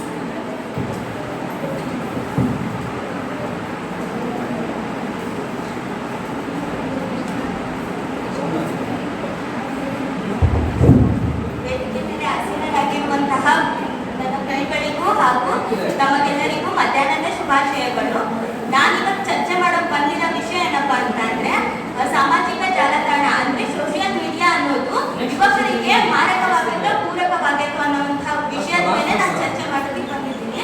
ನಾನು ವಾದ ಮಾಡೋದೇನಪ್ಪಾ ಅಂತಂದ್ರೆ ಸಾಮಾಜಿಕ ಜಾಲತಾಣ ಅಂದ್ರೆ ಸೋಷಿಯಲ್ ಮೀಡಿಯಾ ಅಂತಕ್ಕಂಥದ್ದು ಯುವಕರಿಗೆ ಪೂರಕಕ್ಕಿಂತ ಜಾಸ್ತಿ ಮಾರಕನೇ ಆಗ್ತೈತಿ ಅಂತ ಹೇಳ್ತೇನೆ. ಇವಾಗಿನ ಕಾಲದಲ್ಲಂತೂ ಎಲ್ಲ ಜನರಿಗೆ ಎಸ್ಪೆಷಲಿ ಯುವಕರಿಗಂತೂ ಸೋಷಿಯಲ್ ಮೀಡಿಯಾಕ್ಕೆ ಎಷ್ಟು ಕನೆಕ್ಟ್ ಆಗಿದ್ದಾರೆ ಅಂತಂದ್ರೆ, ಎಷ್ಟು ಡಿಪೆಂಡ್ ಆಗಿದ್ದಾರೆ ಅಂತಂದ್ರೆ ಅದರಿಂದ ಪೂರಕಕ್ಕಿಂತ ಮಾರಕನೇ ಜಾಸ್ತಿ ಆಗ್ತೈತಿ. ಅಂದ್ರೆ ಹೌದು ಸೋಷಿಯಲ್ ಮೀಡಿಯಾನ ಕರೆಕ್ಟಾಗಿ ಯೂಸ್ ಮಾಡ್ಕೊಂಡ್ರೆ ಯೂಸ್ ಐತಿ. ಅದರಿಂದ ಗೊತ್ತಿದ್ದಿರೋ ವಿಷಯಗಳನ್ನ ನಾವು ಎಷ್ಟೊಂದು ವಿಷಯಗಳನ್ನ ತಿಳ್ಕೊತೀವಿ, ಆಮೇಲೆ ಜ್ಞಾನವನ್ನ ಅರ್ಥ ಮಾಡ್ತೀವಿ, ಹೌದು ಯೂಸ್ ಐತಿ. ಆದ್ರೆ ಯಾವುದೇ ಒಂದು ವಿಷಯಕ್ಕೆ ತಕ್ಕಂತೆ ಎಷ್ಟು ಯೂಸಸ್ ಇರ್ತದೋ ಅಷ್ಟೇ ಅನ್ಯೂಸಸ್ ಸಹಿತ ಇರ್ತೈತಿ. ಎಷ್ಟು ಯೂಸ್ ಮಾಡ್ಕೊಳ್ಳೋ ಸಂಖ್ಯೆಗಳು ಇರ್ತಾವೋ ಅಷ್ಟೇ ಮಿಸ್ಯೂಸ್ ಮಾಡ್ಕೊಳ್ಳೋ ಸಂಖ್ಯೆ ಇರ್ತೈತಿ ಅಂತ ಹೇಳ್ತೇನೆ. ಇವಾಗ ನಾವು ಯಾವುದೇ ಒಂದು ಗೋಲ್ನ ಇಟ್ಕೊಂಡಿರ್ತೇವೆ, ಅದಕ್ಕೆ ನಮಗೆ ಸೋರ್ಸ್ ಬೇಕು. ಈಗ ಮೊಬೈಲ್ ಇಂದ ಆಗಿರ್ಬೋದು, ಸೋಷಿಯಲ್ ಮೀಡಿಯಾದಿಂದ ನಾವು ಅದ್ ಮಾಡ್ಬೇಕು, ನಮ್ಮ ಗೋಲಿಗೆ ತಕ್ಕಂಗೆ ನಾವು ಏನೇನ್ ಪ್ರೊಸೆಸ್ ಇರ್ತೈತಿ ಅದನ್ನೆಲ್ಲ ಗಳಿಸ್ಬೇಕು ಸೋಷಿಯಲ್ ಮೀಡಿಯಾದಿಂದ ಅಂತಾನೆ ಅನ್ಕೊಂಡಿರ್ತದೆ ಸ್ಟಾರ್ಟಿಂಗ್. ಆದ್ರೆ ಬರ್ತಾ ಆಗಿನ ಕ್ಷಣದ ಖುಷಿಗೆ ಎಂಟರ್ಟೈನ್ಮೆಂಟ್ ತಗೊಳ್ಳೋದಕ್ಕೆ ಸ್ಟಾರ್ಟ್ ಮಾಡ್ತಾ ಇದ್ವಿ ಸೋಷಿಯಲ್ ಮೀಡಿಯಾ. ಆ ರೀತಿ ನಮ್ಮನ್ನ ಅಟ್ರಾಕ್ಟ್ ಮಾಡುತ್ತೆ ಈ ಸೋಷಿಯಲ್ ಮೀಡಿಯಾ ಅನ್ನೋದು. ಅಂದ್ರೆ ನಮಗೆ ಗೊತ್ತಿದ್ದಂಗೆ ನಾವು ಎಷ್ಟು ಅಡಿಕ್ಟ್ ಆಗ್ತೇವೆ ಅಂದ್ರೆ ನಾವು ಸ್ಟಾರ್ಟಿಂಗ್ ಯಾವ ಗುರಿ ಇಟ್ಕೊಂಡು ನಾವು ಮೊಬೈಲ್ ಅನ್ನ ಅಥವಾ ಸೋಷಿಯಲ್ ಮೀಡಿಯಾವನ್ನ ಯೂಸ್ ಮಾಡ್ಬೇಕು ಅನ್ಕೊಂಡಿರ್ತಾವಲ್ಲ ಅದನ್ನ ಮತ್ತು ಕೇವಲ ಆಗಿನ ಕ್ಷಣದ ಎಂಟರ್ಟೈನ್ಮೆಂಟಿಗೆ ನಾವು ಫೋನನ್ನ ಯೂಸ್ ಮಾಡ್ತಾ ಬರ್ತೇವೆ. ಆಮೇಲೆ ಉದ್ಯೋಗಕ್ಕೆ ಸಂಬಂಧಪಟ್ಟಂತೆ ನೋಡೋದಾದ್ರೆ ಇವಾಗ ನಾವು ಫೋನನ್ನ ಎದಕ್ಕೆ ಯೂಸ್ ಮಾಡ್ತೇವೆ, ಈಗಿನ ಯುವಕರ ಪ್ರೆಸೆಂಟ್ ಅಂದ್ರೆ ನಮ್ಮ ಜಾಬ್ ಪರ್ಪಸ್ಗೆ ಏನ್ ಬೇಕು ಅದನ್ನ ನಾವು ಗಳಿಸ್ಬೇಕು ಅಂತ ಅರ್ನ್ ಮಾಡ್ಬೇಕು ಅಂತ ನಾವು ಸೋಷಿಯಲ್ ಮೀಡಿಯಾನ ಯೂಸ್ ಮಾಡ್ತೇವೆ. ಅಂದ್ರೆ ಅದ್ ಮಾಡ್ಬೇಕು ಅಂತ ಸೋಷಿಯಲ್ ಮೀಡಿಯಾನ ಯೂಸ್ ಮಾಡ್ತಿರ್ತೇವೆ. ಆದ್ರೆ ಅದನ್ನ ಬಿಟ್ಟು ನಾವು ಅಂದ್ರೆ ಬೇಡ ಇರೋ ವಿಷಯಗಳನ್ನ ಅಂದ್ರೆ ಅವಶ್ಯಕತೆ ಇಲ್ದಿರೋ ವಿಷಯಗಳನ್ನ ತಗೊಳ್ಳೋಕೆ ಸ್ಟಾರ್ಟ್ ಮಾಡ್ತೇವೆ. ಅಂದ್ರೆ ಈಗಿನ ಕಂಪ್ನಿಗಳೆಲ್ಲ ವೇಕೆನ್ಸೀಸ್ ಅದಾವೆ, ಅಂದ್ರೆ ಲಕ್ಷಗಟ್ಟಲೆ ವೇಕೆನ್ಸೀಸ್ ಅದಾವೆ. ಆದ್ರೆ ಈಗಿನ ಯುವಕರು ಆ ಕಂಪ್ನಿ ಒಳಗಡೆ ಕೆಲಸಕ್ಕೆ ಇಂಟರ್ವ್ಯೂ ಕೊಡೋದಾಗಿರ್ಬೋದು, ಏನೇ ಮಾಡಿದ್ರು ಎಲಿಜಿಬಲ್ ಇಲ್ಲ, ಕೆಲ್ಸಕ್ಕೆ ಅವ್ರನ್ನ ತಗೊಳ್ತಿಲ್ಲ. ಅಂದ್ರೆ ಏನು ಅವ್ರ ಟೈಮ್ ಅನ್ನ ಎದಕ್ಕೆ ಅವರು ಸೇವ್ ಮಾಡ್ತಿಲ್ಲ, ಎದಕ್ಕೆ ಅವರು ಹಾಕ್ತಿದ್ದಾರೆ ಅನ್ನೋದು ಇಲ್ಲಿ ಪಾಯಿಂಟ್ ಆಗುತ್ತೆ. ಅವರು ಟೈಮ್ ಅನ್ನ ಸೋಷಿಯಲ್ ಮೀಡಿಯಾದಲ್ಲಿ ಕೇವಲ ಎಂಟರ್ಟೈನ್ಮೆಂಟ್ಗೆ ಮಾಡ್ತಿದ್ದಾರೆ ಅಂತ ಅಂತೀನಿ.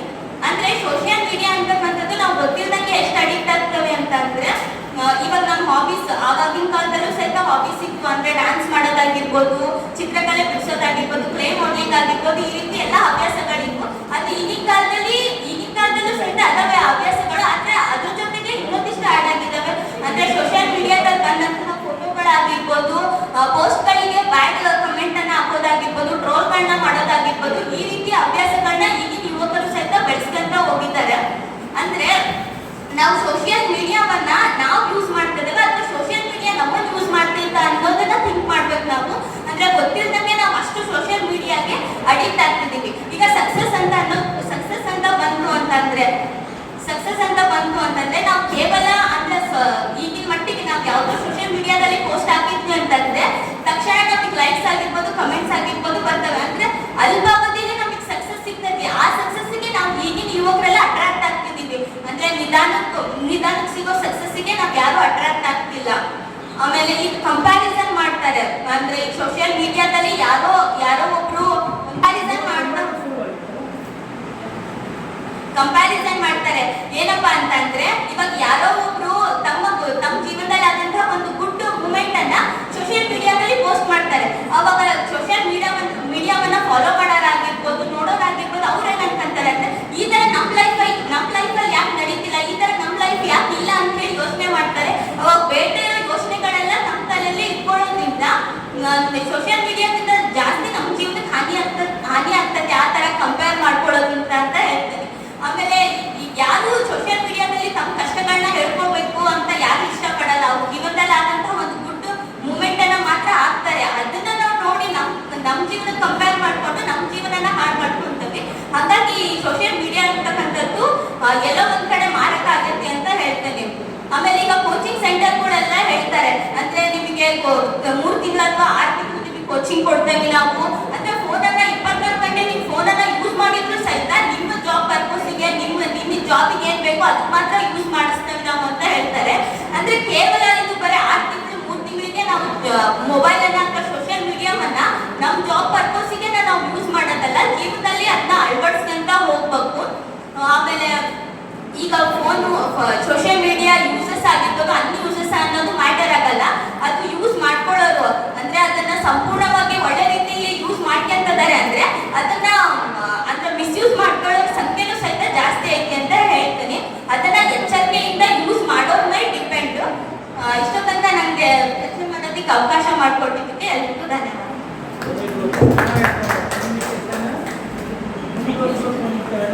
ವಿಷಯದ ವಿರೋಧವಾಗಿ ಮಾತನಾಡಿದ್ರು. ಕೋಡ್ ನಂಬರ್ 6 ಪರವಾಗಿ ಕೋಡ್ ನಂಬರ್ 9 ಪರವಾಗಿ ಇಲ್ಲಿವರೆಗೆ 6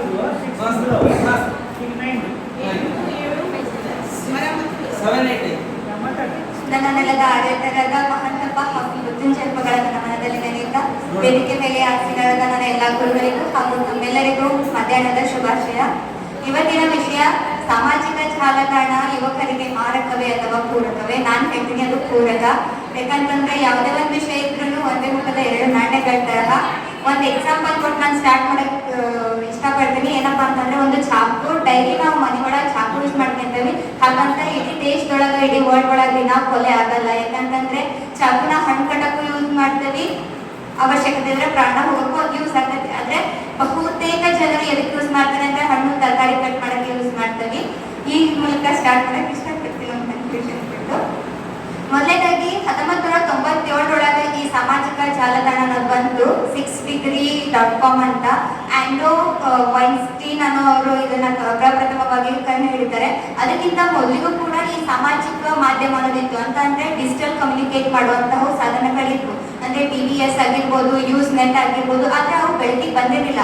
ನಂತರದಲ್ಲಿ ಏನಾಗ್ತಾ ಇರ್ತದೆ ಅಂತಂದ್ರೆ ಈ 6degree.com ಅನ್ನೋದೇನೈತಿ, ಇದು ನಮ್ಮ ಪ್ರೊಫೈಲ್ಗಳನ್ನ ರೆಡಿ ಮಾಡಕ್ಕೆ ಮತ್ತು ಫ್ರೆಂಡ್ಸ್ ಜೊತೆ ಕಮ್ಯುನಿಕೇಟ್ ಮಾಡುವಂತಹ ಒಂದು ಅಪ್ಲಿಕೇಶನ್ಗಳನ್ನ ತರಕ್ ಸ್ಟಾರ್ಟ್ ಮಾಡತಿ. ಅಂದಿನಿಂದ ಸೋಷಿಯಲ್ ಮೀಡಿಯಾ ಒಂದು ಹಂತದಲ್ಲಿ ಬೆಳವಣಿಗೆ ಹೊಂದದೆ. ನಂತರ 2002, 2003, 2004, 2005, 2006 ಅಂತಂದ್ರೆ ಫೇಸ್ಬುಕ್, ಯೂಟ್ಯೂಬ್, ಟ್ವಿಟರ್ ಹಾಗೂ ಮೈಕ್ರೋ ಬ್ಲಾಗಿಂಗ್ಗಳ ಮೂಲಕ ಸಾಮಾಜಿಕ ಜಾಲತಾಣ ಅತಿ ವೇಗದಲ್ಲಿ ಬೆಳಗೋಕ್ ಸ್ಟಾರ್ಟ್ ಮಾಡ್ತದೆ. ಯಾಕಂತಂದ್ರೆ ಇದರಿಂದ ಹಲವಾರು ಉಪಯೋಗಗಳದಾವು. ಶಿಕ್ಷಣ ಮತ್ತು ಮಾಹಿತಿ ಸಂಗ್ರಹಣೆಯಲ್ಲಿ ಇರ್ಬೋದು, ಹಾಗೆ ನಾವು ಬಿಸ್ನೆಸ್ ಮಾರ್ಕೆಟಿಂಗ್ ನಲ್ಲಿ ಇರ್ಬೋದು. ಯಾಕಂತಂದ್ರೆ ಶಿಕ್ಷಣ ಮತ್ತು ಮಾಹಿತಿ ಒಳಗೆ ಅನೇಕ ನನ್ನ ಸ್ನೇಹಿತರು ಹೇಳಿದ್ರು, ಈಗ LKG UKG ಹಿಡಿದು UPSC ಟ್ರೈನಿಂಗ್ ವರ್ಗು ನಾವು ಕೇಳೋದೇ ಕರೆಂಟ್ ಅಫೇರ್ಸ್ ಇರ್ಬೋದು, ಜನರಲ್ ನಾಲೆಜ್ ಆಗಿರ್ಬೋದು. ಅವಾಗಿನ ಕಾಲ ಅಂದ್ರೆ ಸಾಮಾಜಿಕ ಜಾಲತಾಣ ಬರೋದಕ್ಕಿಂತ ಮುಂಚೆ ಅಂದ್ರೆ ಅದರ ಅರಿವು ಇಲ್ಲದೆ ಇರುವಾಗ ನಾವು ಏನ್ ಕರೆಂಟ್ ಅಫೇರ್ಸ್ ಮಾಡ್ತಿದ್ವಿ, ನಾವು ಅದ್ರ ಮಂತ್ಲಿ ಒಂದು ಬುಕ್ ಅಂದ್ರೆ ಮಾಸಪತ್ರಿಕೆ ಅಂತ ಬರ್ತಿದ್ದ ಬರೋರ್ಗು ವೇಟ್ ಮಾಡ್ಬೇಕು. ಇವತ್ತು ಹಾಕಲ್ಲ, ಇವತ್ತೇನ್ ಕರೆಂಟ್ ಅಫೇರ್ಸ್ ಇದೆ ಏನಿದೆ ಅನ್ನೋದನ್ನ ನಾವು ತತ್ಕ್ಷಣದಲ್ಲಿ ತಿಳ್ಕೊಬಹುದು. ಅಂದ್ರೆ ಕಾಂಪಿಟೇಷನ್ ಯುಗ ಐತಿ. ಇದು ಸಾಮಾಜಿಕ ಜಾಲತಾಣ ಮಾರಕ ಅಂತ ಹೇಳ್ಕೊಂಡು ನಾವು ಸರ್ವೈವ್ ಆಗೋಕ್ ಸಾಧ್ಯನೇ ಇಲ್ಲ. ಯಾಕಂತಂದ್ರೆ ನಾವು ಮೊನ್ನೆ ನೋಡಿರ್ಬೋದು ಆಪರೇಷನ್ ಸಿಂಧೂರ. ಅದೆದಕ್ಕಲ್ದಪ್ಪ, ಒಬ್ರು ಯಾರೋ ವೈರಿಗಳು ಬಂದು ನಮ್ಮ ಭಾರತದ ಮಹಿಳೆಯರ ಬಗ್ಗೆ ಹೇಳುವಾಗ ಮಾತಾಡಿ ಒಂದು ವಿಡಿಯೋ ಮಾಡಿ ನೀವು ಮೋದಿ ಹೇಳೋದಕ್ಕೆ ಆ ಆಪರೇಷನ್ ಸಿಂಧೂರ ಆಗಿರೋದು. ಸಾಮಾಜಿಕ ಜಾಲತಾಣ ಪ್ರತಿಯೊಬ್ಬ ಹಳ್ಳಿಗರಿಗೂ ಕೂಡ ಒಂದು ಸಿಟ್ಟು, ರೋಷ, ಕಿಚ್ಚು, ದೇಶಭಕ್ತಿ, ದೇಶಾಭಿಮಾನವನ್ನ ಸೃಷ್ಟಿ ಮಾಡಕ್ ಕೂಡ ಹೆಲ್ಪ್ ಮಾಡ್ತದೆ. ಹಾಗೆ ಬಿಸ್ನೆಸ್ ಮತ್ತೆ ಮಾರ್ಕೆಟಿಂಗ್, ನಾವೇನೋ ಒಂದು ಈಗ ಆ್ಯಪ್ಗಳು ಎಲ್ಲರೂ ಅಂಗಡಿಗೆ ಹೋಗಕ್ಕಾಗಲ್ಲ. ಕೆಲವೊಬ್ರಿಗೆ ವೆಹಿಕಲ್ಸ್ ಇರ್ತಾವ, ಕೆಲವೊಬ್ರಿಗೆ ಆಗಲ್ಲ. ಕೆಲವೊಬ್ಬರಿಗೆ ಮೆಡಿಸಿನ್ ಅವಶ್ಯಕತೆ ಇರ್ತೈತಿ, ಆದ್ರೆ ನಮಗೆ ಕೊಡೋಕೆ ವೆಹಿಕಲ್ಸ್ ಇರಲ್ಲ, ಅಥವಾ ನಾವು ಅದ್ರಲ್ಲಿ ಸಾರಿಗೆ ಸಂಪರ್ಕ ವ್ಯವಸ್ಥೆ ಕೂಡ ಇರಲ್ಲ. ಆಗ ನಾವು ಯಾವುದಾದ್ರೂ ಆ್ಯಪ್ಗಳ ಮೂಲಕನಾದ್ರೂ ಯೂಟ್ಯೂಬ್ ಇಂದ, ಸಾಮಾಜಿಕ ಜಾಲತಾಣ ಅಂದ್ರೆ ಮೊಬೈಲ್ ಅಷ್ಟೇ ಅದ್ರಲ್ಲಿ ಬರುವಂತ ಅಪ್ಲಿಕೇಶನ್ಸ್. ಈಗ ಯೂಟ್ಯೂಬ್ ಒಳಗ ನಾವು ಮನೆ ಮದ್ದನ್ನ ಹೆಂಗ್ ರೆಡಿ ಮಾಡ್ಕೋಬೇಕು, ಪೂರ್ವಜರು ಏನ್ ಮಾಡ್ತಿದ್ರು ಅಂತಂದ್ರೆ ಒಂದ್ ಮನೆ ಮದ್ದು ಕೊಡ್ತಿದ್ರು, ಹೆಸರು ಹೊಡಿಬಾರ್ದನ್ನ ಹೆಸರು ಹೊಡೆದ್ರೆ ಕೆಲಸ ಮಾಡಲ್ಲ ಅಂತ. ಆದ್ರೆ ನಾವು ಪೂರ್ವಜರು ಹೋದ್ಮೇಲೆ ನಮ್ ಗತಿ ಏನು? ಆಯುರ್ವೇದ ಎಷ್ಟು ಧನ್ವಂತರಿನೇ ಯೂಸ್ ಮಾಡಿದಂಥದ್ದು ಆಯುರ್ವೇದ, ಇವಾಗ ಇಂಗ್ಲಿಷ್ ಮೆಡಿಸಿನ್ ಅಂದಾವ. ಆದ್ರೆ ಆ ಎಲ್ಲ ಆಯುರ್ವೇದ ನಮಗೆ ಗೊತ್ತಿಲ್ಲ, ಆದ್ರೆ ಇವು ನಾವು ಕಲಿತಿದ್ದೀವಿ ಅಂತ ಅಂದ್ರೆ ಮೇನ್ ಕಾರಣ ಸಾಮಾಜಿಕ ಜಾಲತಾಣ ಆಗಿರ್ಬೋದು. ಹಾಗೆ ಒಬ್ರು ಹೇಳಿದ್ರು ಹೂವಿನ ಬಾಣದಂತೆ ಅಂತ, ಅವಳು ಚೆನ್ನಾಗಿ ಹೇಳಿಲ್ಲ ಆಗಿದ್ದು. ಆದ್ರೆ ಬಿಗ್ ಬಾಸ್ ಯಾರೆಲ್ಲ ನೋಡ್ತೀರಿ, ಎಲ್ಲೋ ಪ್ರತಿಯೊಬ್ರು ನೋಡ್ತೀರಿ ಬಿಡು. ಯಾಕಂತಂದ್ರೆ ಒಂದು ಫಸ್ಟ್ ಮ್ಯಾಚ್ ಆಗಿರ್ಬೋದು, ಕಾಲೇಜ್ನ free time Big Boss season ಒಳಗೆ ಎಲ್ಲರೂ ಅದನ್ನೇ ಮಾತಾಡ್ತಾರೆ. ಸತತ 2 ಸೀಸನ್ ಇಂದ ಗೆದ್ದವ್ರು ಯಾರಪ್ಪ? ಒಬ್ಬ ಕುರಿ ಕಾಯುವ ಹುಡುಗ, ಅವ್ನು ಬೆಳಕಿಗೆ ಬಂದಿದ್ದರಿಂದ ಸಾಮಾಜಿಕ ಜಾಲತಾಣ. ಆಮೇಲೆ ಗಿಲ್ಲಿ ನಟ, ಅವ್ನು ಬಂದಿದ್ದು ಸಾಮಾಜಿಕ ಜಾಲತಾಣ. ಒಬ್ಬ ಕೂಲಿಕಾರರ ಪ್ರತಿಭೆಯನ್ನು ಗುರುತಿಸುವಂತ ಶಕ್ತಿ ಸಾಮಾಜಿಕ ಜಾಲತಾಣದಲ್ಲೈತಿ. ಇವಾಗ ನಾವು ತಗೊಳ್ಳೋದಾದ್ರೆ ಅದ್ರಲ್ಲಿ ಬ್ಯಾಡ್ ಕಮೆಂಟ್ಸ್ ಹಾಕ್ತಾರೆ, ಗುಡ್ ಕಮೆಂಟ್ಸ್ ಹಾಕ್ತಾರೆ, ಸೆಕೆಂಡರಿ. ಯಾಕಂತಂದ್ರೆ ನಾವು ಫೋನ್ ಒಳಗ ನಾವು ಬೇಡಾಗಿರೋ ನೋಟಿಸ್ ಆಗಿರ್ಬೋದು, ಜಂಪ್ ಫೈಲ್ಸ್ ನ ಇಟ್ಕೊಳ್ಳಲ್ಲ. ಯಾಕಂತಂದ್ರೆ ಸ್ಟಕ್ ಆಗತ್ತೆ ಅಂತ. ಹಳಸಿದಣ್ಣ ಯಾರು ಊಟ ಮಾಡಲ್ಲ, ಯಾಕಂತಂದ್ರೆ ಹೊಟ್ಟೆ ಹಾಳಾಕತ್ತೆ ಅಂತ. ಹಾಗಿದ್ರೆ ಬ್ಯಾಡ್ ಕಮೆಂಟ್ಸ್ ನ ತಲೆ ಹಾಕೊಂಡು ನೀವೇನ್ ಮಾಡ್ತೀರಿ? ಸಾಮಾಜಿಕ ಜಾಲತಾಣ ಅದೆಷ್ಟೋ ಒಳ್ಳೇದೈತಿ, ಅದನ್ನ ನಾವು ಉಪಯೋಗ ಮಾಡ್ಕೋಬೇಕು. ಇನ್ನು ಯುವಕರಂತ ಅಂದ್ರೆ ಯೂತ್ ಐಕಾನ್ ಆಗಿನ ಕಾಲದಿಂದ 123 ವರ್ಷದಿಂದ ನಾವು ಒಂದು ವಯಸ್ಸಾಗದೇ ಇರುವಂತಹ ಯುವಕ ಯಾರು ಅಂತಂದ್ರೆ ಸ್ವಾಮಿ ವಿವೇಕಾನಂದ. ಆ ಸ್ವಾಮಿ ವಿವೇಕಾನಂದರ ಆದರ್ಶವನ್ನ ಇನ್ನೂ ಹೆಚ್ಚು ಬಳಸಿ ಒಬ್ಬ ವಿಕಸಿತ ಭಾರತ ನಿರ್ಮಾಣದಲ್ಲಿ ಯುವಕರ ಕೊಡುಗೆಯನ್ನ ಸಾಧಿಸುವುದು ಹೇಗೆ ಅಂತ ಕರ್ನಾಟಕದ ಅತಿ ಶ್ರೇಷ್ಠ ವಾಗ್ಮಿಯಾದಂತಹ ಚಕ್ರವರ್ತಿ ಸುಲೇಬಿರಿ ಅವರ ಸ್ಥಾಪನೆಯಾದಂತಹ ಯುವ ಬ್ರಿಗೇಡ್. ಆ ಯುವ ಬ್ರಿಗೇಡ್ ಅಲ್ಲಿ ನಡೆಯುವಂತಹ ಪ್ರತಿಯೊಂದು ಕೆಲಸದಲ್ಲೂ ನಾವು ಸಾಮಾಜಿಕ ಜಾಲತಾಣದಲ್ಲಿ ನೋಡ್ಬೋದು. ಈಗೆಲ್ಲೋ ಚಕ್ರವರ್ತಿ ಸುಲೇಬಿರಿ ಕುತ್ಕೊಂಡು ಒಂದ್ ಬೆಂಗಳೂರು, ಶಿವಮೊಗ್ಗ ಆಗಿರ್ಬೋದು, ಅಲ್ಲಿ ಏನೋ ಕೆಲಸ ಮಾಡತ್ತಾರ ಅಂತ ನಮಗೆ ಹೆಂಗ್ ಗೊತ್ತಾಗತ್ತೆ ಸಾಮಾಜಿಕ ಜಾಲತಾಣ ಇಲ್ಲದೆ?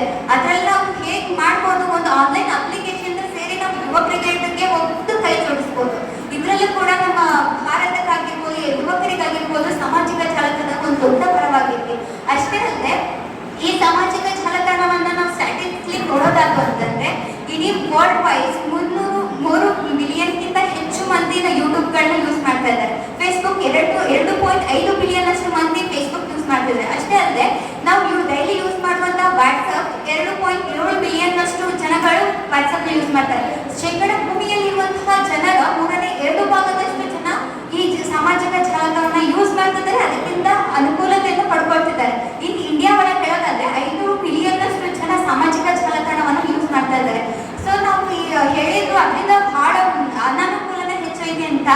ನೋಡುವ ದೃಷ್ಟಿ ಬದಲಾಯಿಸಿ ನೋಡು ದೃಶ್ಯವೇ ಬದಲಾಗಿದ್ದು, ಹೋಗುವ ದೋಣಿ ಬದಲಾಯಿಸಬೇಕೆಂದಿಲ್ಲ, ಮಾರ್ಗ ಬದಲಾಯಿಸಿ ನೋಡು ಸೇರುವುದು ದಡ ಬದಲಾಗಿತ್ತು ಅಂತ. ಎಲ್ಲವೂ ನೋಡಿದ್ರೆ ನಾವು ನೆಗೆಟಿವ್ ಅಂತ ನೋಡ್ಬೇಕು, ಆದ್ರೆ ಅದಕ್ಕಿಂತ ಹೆಚ್ಚಾಗಿ ಪಾಸಿಟಿವ್ ನೋಡ್ಬೇಕು. ನಾವೇ ಒಂದು ಸಾಮಾಜಿಕ ಜಾಲತಾಣ ಒಬ್ಬ ವಿದ್ಯಾರ್ಥಿನ ನೋಡ್ತಾರೆ, ಯಾಕಂತಂದ್ರೆ ಸಾಮಾಜಿಕ ಜಾಲತಾಣ ಮಾಡಿದವರು ಮನುಷ್ಯರು. ಅಂದ್ರೆ ಪ್ರತಿಯೊಬ್ಬ ಈಗ ಇಲ್ಲಿ ಕುಂತಿರೋ ಎಷ್ಟೋ ಜನಗಳು ನಾವು ಮುಂದೆ ಏನ್ ಮಾಡ್ತೀವಿ ಏನಾಗ್ತೀವಿ ಅಂತ ಇರಲ್ಲ. ಪ್ರತಿಯೊಬ್ಬರಲ್ಲಿ ಒಂದು ಅದ್ಭುತ ಶಕ್ತಿ ಇರ್ತೈತಿ. ಹಾಗೆ ನೆಗೆಟಿವಿಟಿ ಇರ್ತೈತಿ, ಪಾಸಿಟಿವಿಟಿ ಇರುತ್ತೆ. ನಾವು ಯೂಸ್ ಮಾಡಿರೋ ಶಿಕ್ಷಕರು ಅಂತ ನೋಡಿದ್ರೆ ಪ್ರತಿಯೊಬ್ಬ ವಿದ್ಯಾರ್ಥಿಗಳಲ್ಲಿ ನೆಗೆಟಿವಿಟಿನ ಕುಡ್ಕೊಂಡ್ರೆ ಯಾವ ಶಿಕ್ಷಕರು ಕೂಡ ವಿದ್ಯಾರ್ಥಿಗಳಿಗೆ ಪಾಠ ಮಾಡಕ್ ಸಾಧ್ಯ ಇಲ್ಲ. ಯಾಕಪ್ಪ ಅಂದ್ರೆ ಅವ್ನು ಕಾಡದನ ಹಂಗದ ಹಿಂಗದ ಅದು ಮೀರಿಸಿದ ಒಬ್ಬ ಉತ್ತಮ ನಾಗರಿಕ ಮುಂದೆ ಏನೋ ಒಂದು ಸಾಧನೆ ಮಾಡುವಂತ ಮನುಷ್ಯನ ಸೃಷ್ಟಿ ಮಾಡ್ತಾರೆ ಅಂದ್ರೆ ಅದು ಬಳಸುವಂತಹದ್ರಲ್ಲಿ ಅವನ್ನ ಕಲಿಸುವಂತರ ಇರುವಂತ ಶಕ್ತಿ. ಸೊ ನಾವು ಆತರ ಶಿಕ್ಷಕ ಬುದ್ಧಿಯನ್ನು ಯೂಸ್ ಮಾಡಿದ್ರೆ ನಿಜ ಅಲ್ಲ ಸಾಮಾಜಿಕ ಜಾಲತಾಣ ಒಂದು ದೊಡ್ಡ ವರವಾಗಿದೆ ಅಂತ ಹೇಳಕ್ ಇಷ್ಟಪಡ್ತೀನಿ. Thank you sir.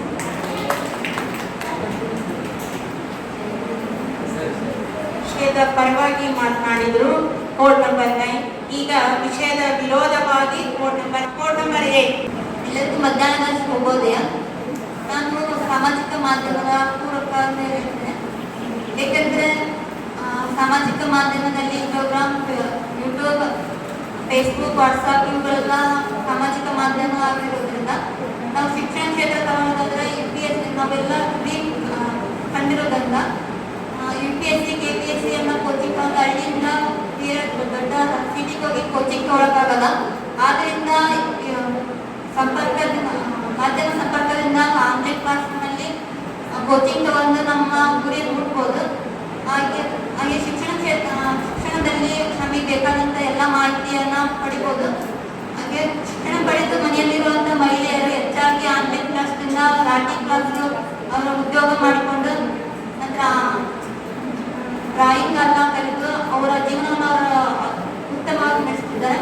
ಈಗ ಚರ್ಚಾ ಸ್ಪರ್ಧೆಯಲ್ಲಿ ನಿಯಮದ ಪ್ರಕಾರ ಮೊದಲು ಮಾತನಾಡಿದವರಿಗೆ ಮತ್ತೆ ಕೊನೆಗೆ 2 ನಿಮಿಷವನ್ನ ಕೊಡ್ಲಾಗ್ತದ. ಆ 2 ನಿಮಿಷದಲ್ಲಿ ತಮ್ಮ ವಿಷಯ ಪರ ಅಥವಾ ವಿರೋಧ ಏನನ್ನುವುದನ್ನ ಮಂಡಿಸಿ ಮಾತನಾಡಬೇಕು. ಅವರಿಗೆ ಈಗ ಅವಕಾಶ. Code number 1. ನಮ್ಮ ಸ್ನೇಹಿತೆ ಹೇಳಿದ್ರು ಅವಾಗ ಸಣ್ಣ ಮಕ್ಕಳ ಕಡೆ ಫೋನ್ ಕೊಟ್ರೆ ಅಷ್ಟೊಂದು ನಾವಾಗೆ ಫೋನ್ ಕೊಡೋದನ್ನ ನೋಡ್ತಾವ. ನಾವಾಗೆ ಫೋನ್ ಕೊಟ್ಟಿಲ್ಲ ಅಂದ್ರೆ ಈಗ ನಾವು ಫೋನ್ ಕೊಟ್ಟಾಗ ನೋಡ್ತಾವ. ನಾವು ಫೋನ್ ಕೊಡಲ್ಲ, ಊಟ ಮಾಡಿದ್ರೆ ಬಿಟ್ಟಿದ್ರೆ ಪಟ್ಟ ಬಂದು ಉಂಡೆ ಉಂಟಾರ. ಹಂಗಾಗಿ ನಾವಾಗೆ ಫೋನ್ ಕೊಡ್ತಾರೆ ನೋಡ್ತಾರ ಹೊತ್ತು ಅವ್ರಾಗೆ ಯಾರು ಫೋನ್ ನೋಡೋದು ಅಂತ. ಅಷ್ಟ್ಮೇಲೆ ಈಗ ನಾವು ಕರೆನ್ಸಿ ಹಾಕ್ಸ್ಬೇಕು ಫೋನ್ಗೆ ಅಂತ ಅಂದ್ರೆ ಟಿವಿ ಮಾಧ್ಯಮ ಕರೆನ್ಸಿ ಹಾಕ್ಸ್ಬೇಕು. ನಾವು ಅದಕ್ಕೂ ಕರೆನ್ಸಿ ಹಾಕ್ಸ್ತೇವೆ. ಅವಾಗಿನ ಕಾಲದಾಗ ದಿನಪತ್ರಿಕೆ, ಈಗ ದಿನಪತ್ರಿಕೆ ಇವೆಲ್ಲ ದುಡ್ಡಿದ್ದರೆ ದಿನಪತ್ರಿಕೆ ತಗೋತಾರ. ದುಡ್ಡಿದ್ದರೆ ಹೆಂಗ್ ಮಾಡ್ಬೇಕು, ಟಿವಿಗೂ ಕರೆನ್ಸಿ ಹಾಕ್ಸ್ಬೇಕು, ದಿನಪತ್ರಿಕೆಗೂ ನಾವು ದುಡ್ಡನ್ನು ಕೊಡ್ಬೇಕು. ಹಾಗಾಗಿ ನಾವು ಫೋನಿಗೆ ಬಂದು ಹಾಕ್ಸಿ ಬರ್ತದಲ್ಲ ಅದನ್ನ ನೋಡ್ಬೋದು. ಅಷ್ಟರ ಮೇಲೆ ರೇಡಿಯೋ ಅಂತ ಹೇಳಿದ್ರು. ರೇಡಿಯೋ ಮೂಲಕ ನಾವು ಕೇಳ್ಬೋದು. ಎಲ್ಲರ ಮನೇಲಿ ರೇಡಿಯೋ ಇರ್ತಾ ಇಲ್ಲ, ಯಾರೋ ಒಬ್ರ ಮನೇಲಿ ಇದ್ರೆ ಒಬ್ರು ಹೋಗಿ ಕೇಳಕ್ಕಾಗಲ್ಲ. ಈಗ ಎಲ್ಲರ ಮನೆಯಲ್ಲೂ ಕನಿಷ್ಠ ಒಂದು ಫೋನ್ ಆದ್ರೆ ಇರ್ತದೆ. ಒಬ್ರಿಗೆ ಒಂದಿಲ್ಲ ಅಂದ್ರೆ ಮನೆಗೊಂದು ಫೋನ್ ಆದ್ರೆ ಇರ್ತದೆ. ಅದ್ರ ಮೂಲಕ ನಾವು ಎಲ್ಲದನ್ನ ನೋಡ್ಬೋದು.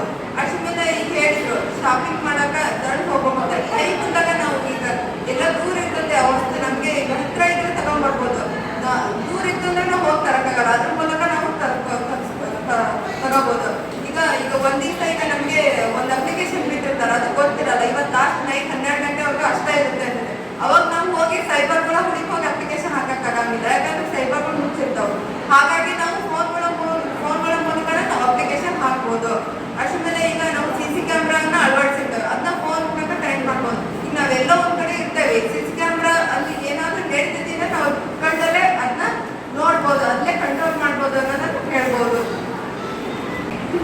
ಉಳಿದ ಜಾಗದಲ್ಲಿ ಶಾಪಿಂಗ್ ಮಾಡೋದ್ರಲ್ಲ, ಉಳಿದ ಜಾಗದಲ್ಲಿ ಶಾಪಿಂಗ್ ಮಾಡೋದ್ರಿಂದ ಏನಾಗತ್ತೆ ಅಂದ್ರೆ ಒಬ್ರಿಗೊಬ್ರು ವಹಿವಾಟ ಏನು ನಡೆಯಂಗಿಲ್ಲ. ಆಮೇಲೆ ಉಳಿದ ಜಾಗದಲ್ಲಿ ಶಾಪಿಂಗ್ ಮಾಡ್ತಿದ್ರೆ ನಾವು ಅದ್ರ ಮೂಲಕ ಚೌಕಾಸಿ ಮಾಡಕ್ಕಂತೂ ಆಗೋದಿಲ್ಲ. ಅದ ಮಾರ್ಕೆಟಿಗೆ ಹೋಗಿ ಒಬ್ರು ಬಿಟ್ಟು ಒಬ್ರು ಕೇಳಿ ಅಲ್ಲಿ ತಂದ ವಸ್ತುಗಳಿಗಿರೋ ಬೆಲೆ ನಮಗೆ ಕಮ್ಮಿ ಆಕತಿ, ನಮ್ಗೆ ಉಳಿತಾಯ ಆಕತಿ. ಅದಕ್ಕೆ ಉಳಿದ ಜಾಗದಲ್ಲಿ ನಾವು ಶಾಪಿಂಗ್ ಮಾಡಿದ್ವಿ ಅಂದ್ರೆ ಅವ್ರೆಷ್ಟು ಅಲ್ಲಿ ಅಮೌಂಟ್ ಎಷ್ಟು ರೇಟ್ ಎಷ್ಟು ಹಾಕಿರ್ತಾರ ಅಷ್ಟ ರೇಟ್ ಕೊಟ್ಟಾಗಿರ್ಬೇಕು. ಆಮೇಲೆ ಮನೆಗೆ ಬಂದಕ್ಕ ಎಕ್ಸ್ಟ್ರಾ ಅಮೌಂಟ್ ಬೇರೆ ಕೊಡ್ಬೇಕಾಗಿರ್ತದ ನಾವು.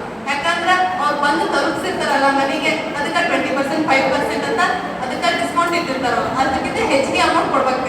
ಅದ ಮಾರ್ಕೆಟಿಗೆ ಹೋಗಿ ನಾವು ಬಾರ್ಗೇನಿಂಗ್ ಮಾಡಿದ್ವಿ ಅಂದ್ರೆ ನಮ್ಗೆ ಹಣದ ಉಳಿತಾಯ. ಆಮೇಲೆ ಹಿಂದಿನ ಕಾಲದಾಗ ಎಲ್ಲರೂ ಮೊಬೈಲ್ ಯೂಸ್ ಮಾಡಿ ಶಿಕ್ಷಣವನ್ನು ಪಡ್ತಿದ್ರು. ಶಿಕ್ಷಣವನ್ನು ಪಡೆಯೋಕೆ ಇದೊಂದು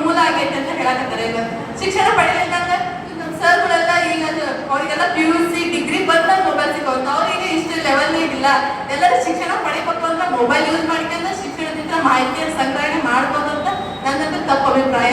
ಇದು ಅದಕ್ಕಿಂತ ಬೇರೆ ಬೇರೆ ಸೋರ್ಸ್ ಅಂತ ಇರ್ತಾವು, ದಿನಪತ್ರಿಕೆಗಳಾಗಿರ್ಬೋದು, ಅದರ ಗ್ರಂಥಾಲಯಕ್ಕೆ ಹೋದ್ಮೇಲೆ ಅಲ್ಲಿ ಇದಕ್ಕಿಂತ ಹೆಚ್ಚಿಗೆ ಪುಸ್ತಕಗಳು ಸಿಗ್ತಾವೆ, ಅದಕ್ಕಿಂತ ಹೆಚ್ಚಿಗೆ ಜ್ಞಾನವನ್ನು ನಾವು ಪಡ್ಬೋದು. ಇಲ್ಲಿ ಶಿಕ್ಷಣವನ್ನು ಇದು ಗೂಗಲ್ ಬೇಕಾದ್ರೆ ಒಂದು ಮಾಹಿತಿ 2 ಮಾಹಿತಿ ಅದರಿಂದ ತಪ್ಪು ಮಾಹಿತಿಗಳು ಸಿಗ್ಬೋದು. ಅದ ಬುಕ್ನಾಗ ಅಂತ ಆಥರ್ಗಳು ಎಷ್ಟೋ ಆಥರ್ಗಳು ಇರ್ತಾರೆ, ಆ ಆಥರ್ಗಳ ವಿಚಾರಗಳನ್ನ ಬೇರೆ ಬೇರೆ ಆಗಿರ್ತಾವ. ಅವ್ರ ವಿಚಾರಗಳನ್ನ ನಾವು ತಿಳ್ಕೊಂಡ್ರೆ ನಮಗೂ ಆ ಅಭಿವೃದ್ಧಿ ಹೆಚ್ಚಾಗತ್ತೆ ಅಂತ ನಾನು ಹೇಳ್ಬೋದು. ಪರ ಮತ್ತು ವಿರೋಧ code number 1, code number 2, code number 1ಗೆ 2 ನಿಮಿಷ, ಕೋಡ್ ನಂಬರ್ 2ಗೆ 1 ನಿಮಿಷ ಕೊಟ್ಟು ನ್ಯಾಯ ಕೊಟ್ಟಿದ್ದೀನಿ ಅಂತ ನಾನು ಭಾವಿಸ್ಕೊಳ್ತೀನಿ. ಈಗ ತೀರ್ಪುಗಾರರಿಂದ ಕೆಲವು ಹಿತನುಡಿಗಳು. ಮೊದಲಿಗೆ ನಮ್ಮ ಮಹಾವಿದ್ಯಾಲಯದ ರಾಜ್ಯಶಾಸ್ತ್ರದ ವಿಭಾಗದ ಮುಖ್ಯಸ್ಥರಾದಂತಹ ಡಾಕ್ಟರ್ ವಿರೂಪಾಕ್ಷಪ್ಪ ವೈದ್ಯ ಅವರಿಂದ ಹಿತನುಡಿ. ಬಹಳ ಸಂತೋಷ ಅನಿಸ್ತಾ ಇದೆ. ಡಿಬೇಟ್ಗಳು ಈಗ ನಡೀತಾನೆ ಇರ್ಬೇಕಾಗ್ತದೆ. ಇವತ್ತು ನಾವು ಸೊಸೈಟಿ ಒಂದು ತಲುಪಲಾಕ ಕಾರಣ ಏನಂತಂದ್ರೆ that is a debate. Debate ಇಲ್ಲ ಅಂತಂದ್ರೆ ಇವತ್ತಿನ ಸಮಾಜ ಈ ಹಂತಕ್ಕಾಗಲಿ, ಇವತ್ತಿನ ವಿಶ್ವ ಅನ್ನೋದು ಈ ಹಂತಕ್ಕಾಗಲಿ, ನಾವು ನೀವೆಲ್ಲರೂ ಕೂಡ ಈ ಹಂತಕ್ಕೆ ತಲುಪಲಿಕ್ಕೆ ಸಾಧ್ಯ ಆಗ್ತಿದೆ. ನಿರಂತರವಾಗಿ ಡಿಬೇಟ್ಗಳು ನಡೆದಿದ್ದರ ಪರಿಣಾಮವಾಗಿ ಇವತ್ತು ಕೂಡ ನೀವೆಲ್ಲ ಡಿಬೇಟ್ನಲ್ಲಿ ಭಾಗವಹಿಸಿದ್ರಿ. ನಿಮ್ಮೆಲ್ಲ ಮಾತುಗಳನ್ನು ಕೇಳಿದ್ರೆ ನನಗೆ ಅನಿಸ್ತಂತೆ ಒಬ್ಬೊಬ್ಬರಲ್ಲಿ ಒಂದೊಂದು ರೀತಿಯಲ್ಲಿ ಎಬಿಲಿಟಿ ಇದೆ. ಅದರಲ್ಲಿ ಕೂಡ ನಮ್ಮ ವಿದ್ಯಾರ್ಥಿನಿಯರಲ್ಲಿ ಬಹಳ ಎಬಿಲಿಟಿ ಇದೆ. ಚೆನ್ನಾಗಿ ಉಪಯೋಗ ಮಾಡ್ಕೊಳಕ್ಕಿಂತಲ್ಲ ಅಂತಂದ್ರೆ ಇಲ್ಲೋ ಒಂದ್ ಕಡೆ ಹಿಂದೆ ತಗೊಂತೀರಿ. ನನಗೆ ಯಾಕೆ ಬಿಡಪ್ಪ, ನಾನು ಸುಮ್ಮನೆ ಇಷ್ಟು ಮಾಡ್ಕೊಂಡು ಡಿಗ್ರಿ ಮುಗಿಸ್ಕೊಂಡು ಹೋಗ್ಬಿಡೋಣ. ಈ ಎಲ್ಲ ನಿಲುವುಗಳು ನಿಮ್ಮ ಪರಿಪೂರ್ಣ ವ್ಯಕ್ತಿತ್ವ ವಿಕಸನಕ್ಕೆ ಪೂರಕವಾಗಲ್ಲ. ನಿರಂತರವಾಗಿ ಯಾವುದೇ ಸ್ಪರ್ಧೆ ನಡೀಲಿ, ಸೋಲು ಗೆಲುವನ್ನು ಪರಿಗಣಿಸದೆ ಅದರಲ್ಲಿ ಪಾರ್ಟಿಸಿಪೇಟ್ ಮಾಡಿ. ಈ ಡಿಬೇಟ್ನಿಂದ ನಮಗೊಂದು ಸ್ಪಷ್ಟವಾಯಿತು, ಏನು ಅಂತಂದ್ರೆ ಸಾಮಾಜಿಕ ಮಾಧ್ಯಮಗಳು ಬೇಕೇ ಬೇಕು. ಇನ್ನೊಂದು ಕೂಡ ಮತ್ತೆ ಮನವರಿಕೆ ಆಯಿತು, ಇತಿಮಿತಿಯನ್ನು ಬಳಕೆ ಮಾಡಿ. That's the debate result. ಈ ಡಿಬೇಟ್ನ ರಿಸಲ್ಟ್ ಏನು ಅಂತಂದ್ರೆ ಸಾಮಾಜಿಕ ಮಾಧ್ಯಮಗಳು ಬೇಕು, ಇತಿಮಿತಿಯನ್ನು ನಾವು ಹಾಕೊಳ್ಬೇಕು ಅಂತೇಳಿ. ಸೊ ವಿದ್ಯಾರ್ಥಿಗಳು ಇವತ್ತು ಜಾಗತಿಕ ಸಂಪರ್ಕ ಸಾಧನೆ ಮಾಡಬೇಕು. ನಮಗ ಸೋಷಿಯಲ್ ಮೀಡಿಯಾ ಬೇಕು. ಸಮುದಾಯ ಮತ್ತು ಉಪಸಂಸ್ಕೃತಿಗಳನ್ನು ಬೆಳೆಸಬೇಕು.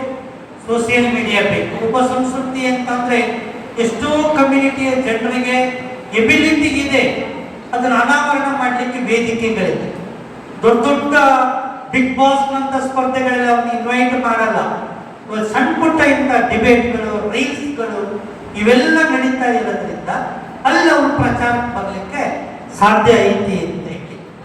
ಇನ್ನು ಪ್ರಜಾಪ್ರಭುತ್ವ ಅನ್ನೋದು ಯಾವ ಕಡೆ ಸಾಗ್ತಾ ಇದೆ ಅನ್ನೋದ್ರ ಬಗ್ಗೆ ಕೇವಲ ರಾಜಕಾರಣಿಗಳ ಮಾತುಗಳೇ ಸಾಲಲ್ಲ. ಇವತ್ತು ಸಣ್ಣ ಪುಟ್ಟ ಡಿಬೇಟ್ಗಳು ಅಲ್ಲೆಲ್ಲೇ ನಡೀತಾ ಇರ್ತವೆ. ಅರಳಿಕಟ್ಟಿ ಮೇಲೆ ನಡೀತಾ ಇರ್ತೈತಿ, ರೀಲ್ಸ್ ಮೂಲಕ ಬಿತ್ತರವಾಗ್ತೈತಿ. ಅಲ್ಲೆಲ್ಲ ನಾವು ಆ ಮಾಹಿತಿಗಳನ್ನು ತಿಳ್ಕೊಳ್ಳಿಕ್ಕೆ ಸಾಧ್ಯವಾಗ್ತಾ ಇದೆ. ಶೈಕ್ಷಣಿಕ ಅವಕಾಶಗಳು, ಶೈಕ್ಷಣಿಕವಾಗಿ ಕೂಡ ಅದೊಂದು ರೀತಿಯಲ್ಲಿ ಪ್ರಗತಿಯನ್ನು ಉಂಟು ಮಾಡ್ತಾ ಇದೆ. ಶೈಕ್ಷಣಿಕವಾಗಿ ಯಾವ ಫಾರ್ಮ್ ಆಯಿತು, ನಮ್ಮ ಸಮಾಜ ಯಾವ ಕಡೆ ಹೊಂಟೈತಿ, ಯಾವ ಮೌಲ್ಯಗಳು ಕುಸಿತ ಐತಿ, ಏನ್ ಮಾಡಬೇಕಾಗಿದೆ, ಈ ಎಲ್ಲ ಅವೇರ್ನೆಸ್ಗಳು ನಮಗೆ ಸೋಷಿಯಲ್ ಮೀಡಿಯಾದಿಂದ ಬರ್ತಾ ಇದೆ. ಆರ್ಥಿಕ ಬೆಳವಣಿಗೆಗೆ ಸಾಕಷ್ಟು ಪೂರಕ. ಇವತ್ತು ನಾವೆಲ್ಲ ಎಷ್ಟರ ಮಟ್ಟಿಗೆ ಇಂಟರ್ನೆಟ್ ಮೇಲೆ ಅವಲಂಬನೆ ಆಗಿದ್ದೀವಿ ಅಂತ ಅಂದ್ರೆ ನಮ್ಮೆಲ್ಲರಿಗೂ ಕೂಡ 4G 3G ಬೇಡ 5Gನೇ ಬೇಕು. ಅಷ್ಟು ಪೇಜಸ್ ನಮ್ಮಲ್ಲಿ ಉಳಿದಿಲ್ಲ. ಮುಟ್ಟಿದ ತಕ್ಷಣ ಡೌನ್ಲೋಡ್ ಆಗ್ಬೇಕು, ವಿಷಯ ನಮಗೆ ತಿಳಿಬೇಕು ಅಂತಂದ್ರೆ ಸೋಷಿಯಲ್ ಮೀಡಿಯಾ ಬೇಕೇ ಬೇಕು. ಸೊ ಇವೆಲ್ಲ ಕಾರಣದಿಂದಾಗಿ ಸೋಷಿಯಲ್ ಮೀಡಿಯಾ ಬೇಕಾಗೈತಿ. ಇವತ್ತು ಕ್ಷಿಪಣಿ ತಂತ್ರಜ್ಞಾನದ ಯುಗದಲ್ಲಿದೆ ನಾವು. ಈ ಕ್ಷಿಪಣಿ ತಂತ್ರಜ್ಞಾನ 4000-5000 ಕಿಲೋಮೀಟರ್ ಹೋಗಿ ಇವತ್ತು ಅಲ್ಲಿ ಸ್ಫೋಟವಾಗ್ತೈತಿ ಅಂತ ಅಂದ್ರೆ ದಟ್ ಈಸ್ ಟೆಕ್ನಾಲಜಿ.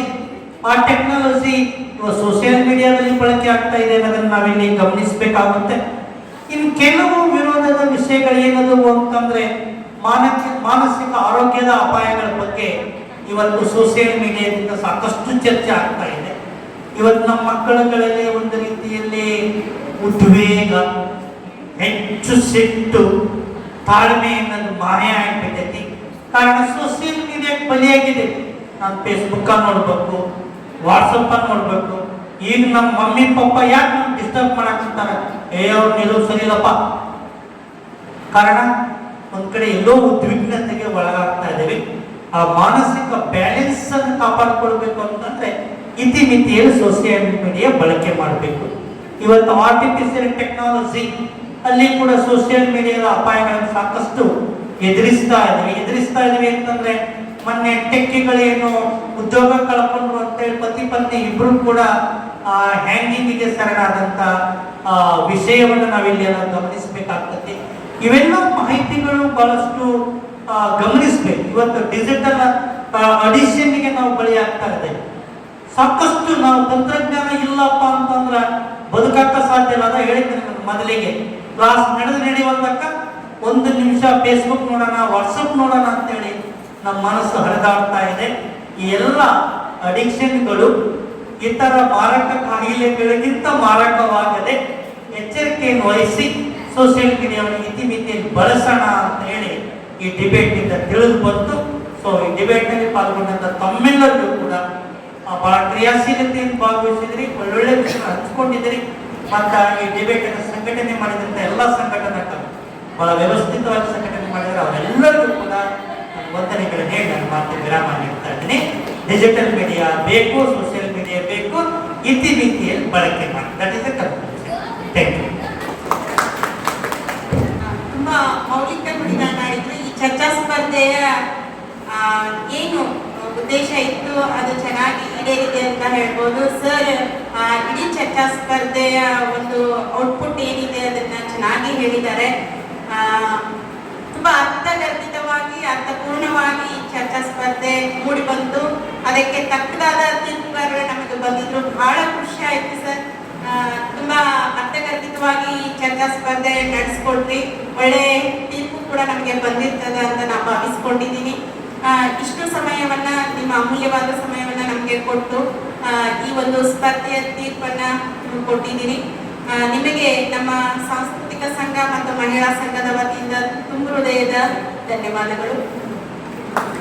ಮತ್ತೋರ್ವ ತೀರ್ಪುಗಾರರಾಗಿ ಆಗಮಿಸಿದಂತಹ ಶ್ರೀ ನಾಗರಾಜ್ ಸರ್ ಅವರು ಕೂಡ ಈ ಕಾರ್ಯಕ್ರಮದ ತೀರ್ಪುಗಾರರಾಗಿ ಆಗಮಿಸಿ ತಮ್ಮ ಅಮೂಲ್ಯ ಸಮಯವನ್ನು ನಮಗೆ ಕೊಟ್ಟಿದ್ದಾರೆ. ಅವರಿಗೆ ನಮ್ಮ ಸಾಂಸ್ಕೃತಿಕ ಸಂಘ ಮತ್ತು ಮಹಿಳಾ ಸಂಘದ ಪರವಾಗಿ ತುಂಬ ಹೃದಯದ ಧನ್ಯವಾದಗಳು. ಈ ಸಾಂಸ್ಕೃತಿಕ ಸಂಘದ ಸಂಘಟನಾಕಾರರಾದಂತಹ ಸಂಚಾಲಕರಾದಂತಹ ಡಾಕ್ಟರ್ ಕೋಟೇಶ್ ಪಿ ಅವರಿಗೆ, ಡಾಕ್ಟರ್ ಮಲ್ಲಿಕಾರ್ಜುನ್ ಕುಂಬಾರ್ ಸರ್ ಅವರಿಗೆ ಮತ್ತು ಮಹಿಳಾ ಸಂಘದ ಸಂಚಾಲಕರಾದಂತಹ ಡಾಕ್ಟರ್ ಶೋಭಾ ಸಿಂಕೆ ಅವರಿಗೆ ಬಹಳ ಚೆನ್ನಾಗಿ ಇದನ್ನ ಸಂಘಟಿಸಿದಿರಿ. ತಮಗೂ ಕೂಡ ಧನ್ಯವಾದಗಳು. ಈ ಚರ್ಚಾ ಸ್ಪರ್ಧೆಗೆ ತುಂಬಾ ಉತ್ಸಾಹದಿಂದ ಇವತ್ತೇ ಹೆಸರು ಕೊಟ್ಟು ಇಷ್ಟು ಚೆನ್ನಾಗಿ ಮಾತನಾಡಿದ್ರಿ. ಇದನ್ನೇ ಒಂದು ವಾರ ನೀವು ತಯಾರಿ ಮಾಡಿಕೊಂಡ್ರೆ ಬಹಳ ಚೆನ್ನಾಗಿ ಮಾತಾಡ್ಬೋದು ಅನ್ನುವಂತ ಅರಿವು ನಿಮಗೆ ಬಂದಿರಬಹುದು. ನಂತರದ ಸ್ಪರ್ಧೆಗಳಿಗೆ ತಯಾರಿ ಮಾಡ್ಕೊಳ್ತಿ ದಯವಿಟ್ಟು ಇನ್ನೂ ಚೆನ್ನಾಗಿ ಅತ್ಯುತ್ತಮವಾಗಿ ನಿಮ್ಮ ವಿಷಯಗಳನ್ನ ಮಂಡಿಸಿ ಅಂತ ಹೇಳ್ತಾ, ಇವತ್ತು ಕೂಡ ಒಂದೇ ದಿನದಲ್ಲಿ ಇಷ್ಟೆಲ್ಲ ಮಾಡ್ಲಿಕ್ಕಾಗಿದೆ, ಹೌದಾ? ನಿಮ್ಗೆ ಅನಿಸ್ತಾ ಇರ್ಬೋದು. ಅದರಿಂದ ಬಹಳ ಅತ್ಯುತ್ತಮವಾಗಿ ಮಾತನಾಡಿದ್ರಿ. ಈ ಒಂದು ಚರ್ಚಾ ಸ್ಪರ್ಧೆಯನ್ನ ಅರ್ಥಪೂರ್ಣವಾಗಿ ನಡೀಲಿಕ್ಕೆ ನೀವು ಕಾರಣರಾಗಿದ್ದೀರಿ ಸ್ಪರ್ಧಾಳುಗಳು. ನಿಮಗೆ ಎರಡೂ ಸಂಘದ ವತಿಯಿಂದ ತುಂಬ ಹೃದಯದ ಧನ್ಯವಾದಗಳು.